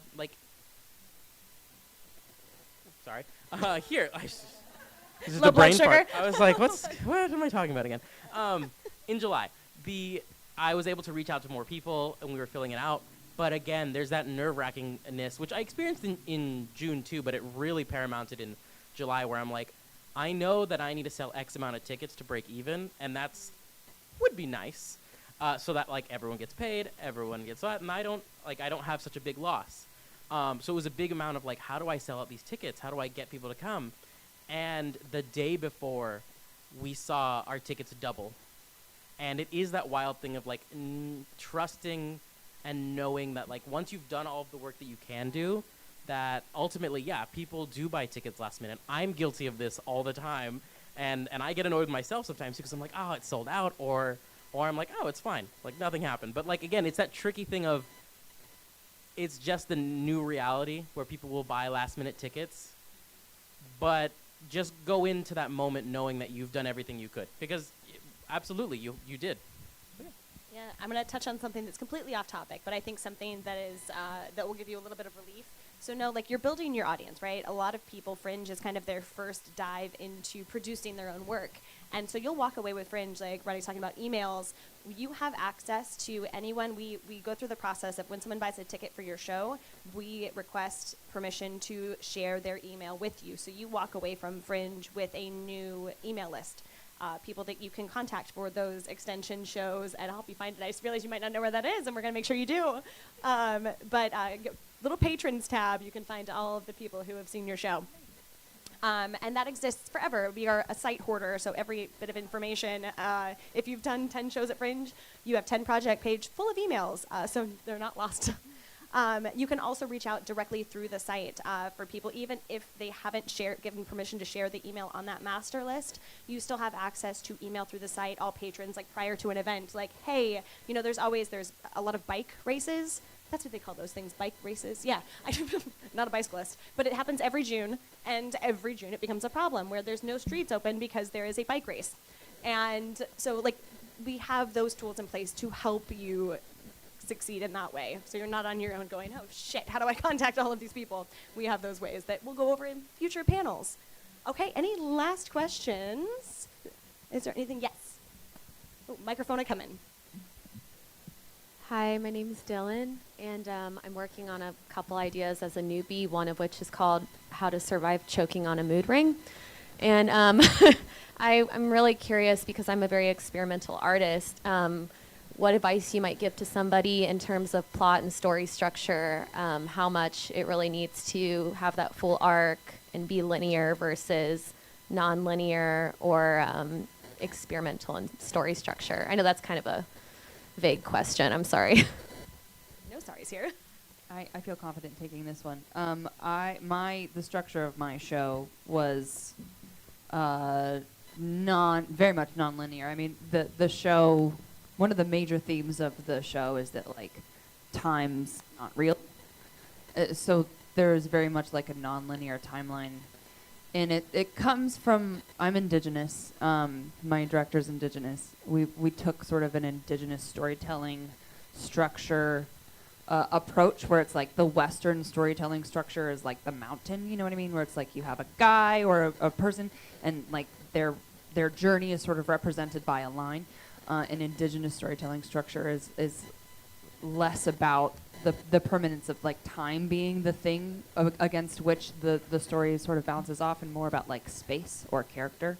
Time itself is sort of like if you think of like a timeline, and then like take that line and just sort of like and turn it and look down the barrel of it, then it's a circle. And then when you sort of like push on it, it becomes this spring. And like there's this Indigenous concept of time is that time is like a spiral staircase, where like you keep running into the same things in your life over and over again, and every time you experience, you have a little bit higher perspective. You can see a little bit more of like the big picture, and that was sort of the structure that I used with my show, where it's less like a line and more like a spirograph, where the thing that leading the show is a theme or like a concept or like an idea, and all the different ways that we're exploring that idea, how they all sort of like intertwine like many different Venn diagrams. And there was a lot of, and there's always a lot of people see, I work with a native theater company, and a lot of the stuff that we do sort of goes with this storytelling structure. And there are people that see that, and they can't, like, it breaks their brain a little bit to not have like a line to follow. But the way that you take in art like that too is a little bit more intuitive. You're leaning on your audience to sort of feel through the story instead of like be able to like to track it with like your left brain. And you can do that. You just have to know what it is that you're trying to say, and to have like know what the pinpoint of what you're trying to say is, that you can connect, sort of like tether all these like floating ideas to, whether that's space, whether that's character, whether that's an idea, or whether it's time, like in Western storytelling. You can do whatever you want, right? Those big swings that we were talking about earlier. But as long as you have a vision and you know what the message is, you can tell that however you want. Thank you. Yeah. I love that. I'm gonna remember too, we're not working with Pantages audiences. Like the audiences of Fringe want that. They want trust them to be smarter than the average like touring theater audience, perhaps, right? All right, there was one more question over here. Yeah. Thank you. So the piece that I'm thinking of working on is called Who the Bleep is Margaret Fuller, and it's a biography piece of somebody from history. And mental health is a big theme. So I've seen some Fringe Festival pieces that were mostly about the person telling their life and what happened to them. And I kind of walk away from those feeling really cold, because I'm like, okay, to what end? Why? What's the point? And so my question is, when you're taking something like mental health, which I have some deep experience with that, and not everybody else does, and you're trying to make it matter to them, but they don't have that experience, and then you're trying to tell something that's also universal. So how did you approach that with your piece in particular? And and how did you kind of bridge that divide of like, this is my personal experience, but I also want it to matter to you? Your personal experience matters. And I also struggled with like, why are people going to care? Like, I'm just a dumb idiot. And like, the more I thought about like where those fears were coming from, I was like, that's still the voice. That's still the voice of like, Tina is the character that sort of like represents like mental illness, and she's not inherently bad, but she's ultimately trying to keep me safe, but keep me safe and sort of locked away in this like tower where like I don't take any risks and nothing ever hurts me, but then like I'm afraid of the world. So it's like she's sort of this like cracked voice of almost reason, but the more I explored that idea of like people aren't going to care about me and like what I've been through, the more I was just like, that's Tina, like that's everyone, it's such a universal thing in life to like go through hardship, and that sounds so reductive and like sterile, but the things that you learn from it, the takeaway, the message that the pain made so loud, is important. And there is a difference between sort of like theatrically trauma dumping and art, but like trust your taste, trust what you've been through, trust your taste, trust what you went through taught you, and let that be the lens that sort of guides you, and be gentle with yourself. Be gentle with your judgments. Be gentle with your with the way that you talk to yourself. Remember that your artist is just a baby. Your artist is just a baby, and your artist needs to feel important because they are, because you are, and what you've been through is important, and what you've survived is important, and people will see that. Mic drop. Was there any? We have one more. Yes. Oh. And we'll try to make this round quick, just so we can get a couple more answers and move into speed networking. Could you touch on reviews and that experience? I was terrified of reviews. The theater shows that I've done in the past, there has been like a strict like no reviews policy, and I've tried to own that, but like, oh my God, the reviews that I got were so galvanizing. I would do my show and I would be so drained, and I would just be like feeling, to a certain degree, especially at the beginning of Fringe, like I was just sort of screaming into a cavern, and I don't know if anyone heard me, and I don't know how I feel about it. I don't know how it was received. And then the reviews started coming in, and they just made me weep. Like, please don't underestimate how kind your audience is, how big their hearts are, how open they are to receiving you. They came to see you on purpose. They paid money to see you. They are spending. They left their houses after COVID. They fought traffic. They fought parking. Like, they want the show to be good. They want you to feel good about it. They're so generous. And the things that they would say in my reviews afterwards were just sort of like, they just made me want to do the show again. I know some people did not have that experience with their reviews, and I will probably have that experience at some point in my life. So maybe these reviews have like ruined me forever. But I was so humbled and galvanized by my reviews, and I took them to heart. I let my audience members just sort of like love me. I really took to heart that they didn't have to take the time to like log in and write all these words. But yeah, I was heartened. I was surprised by how uplift of reviews were. I remember in the first one of these sessions a year ago, we were talking about reviews, like understanding the idea and that it exists on the webpage, and then going into Fringe as we got closer to June, being terrified, because it wasn't necessarily about like reviews, but also overall reception, because the Fringe is where you can take the risks, and I was taking the biggest risk I had taken yet, which was presenting a bilingual piece for an audience that was just going to experience it, and I wasn't going to cater to them in any way. And I was very nervous. I was very nervous on being like, is this piece not going to make sense? Is nobody going to understand it?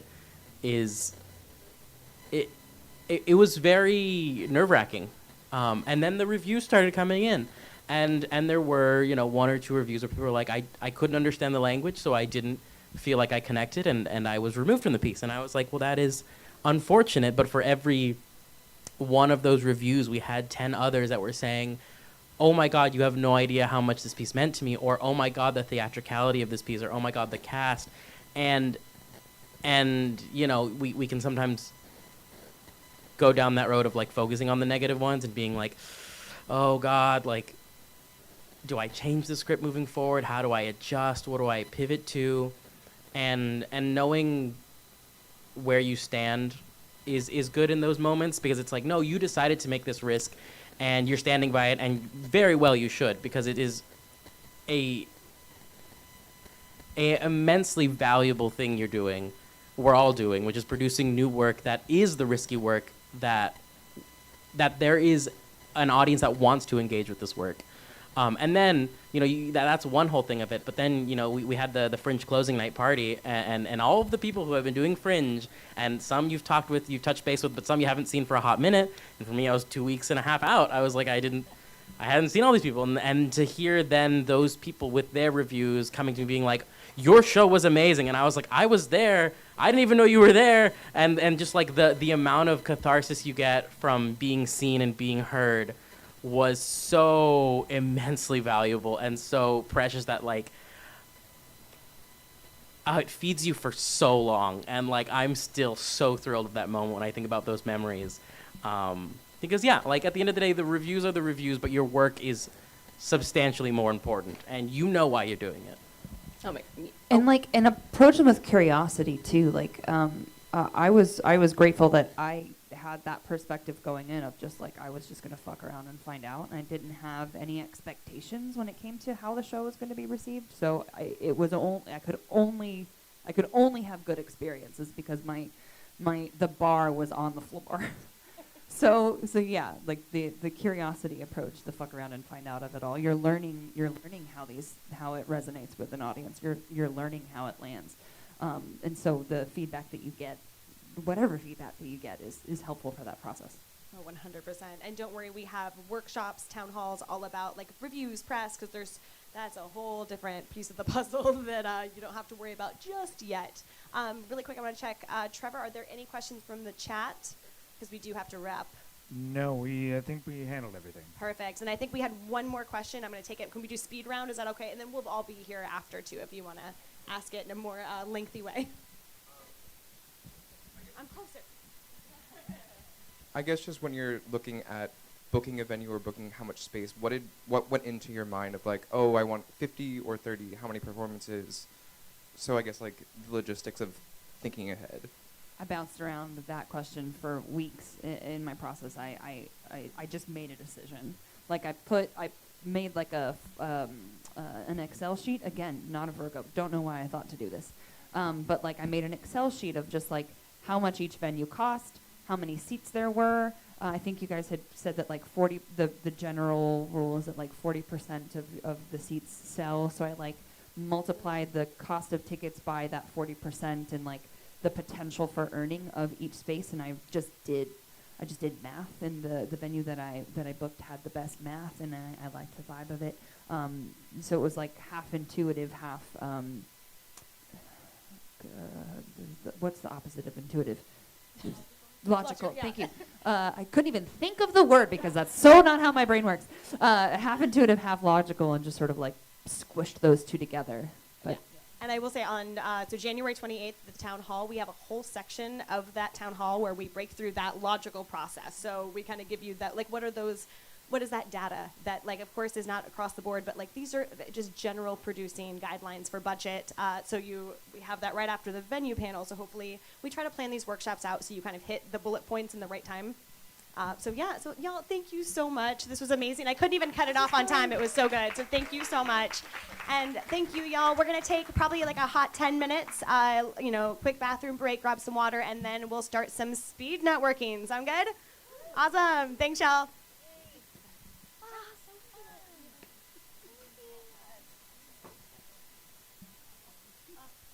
My favorite.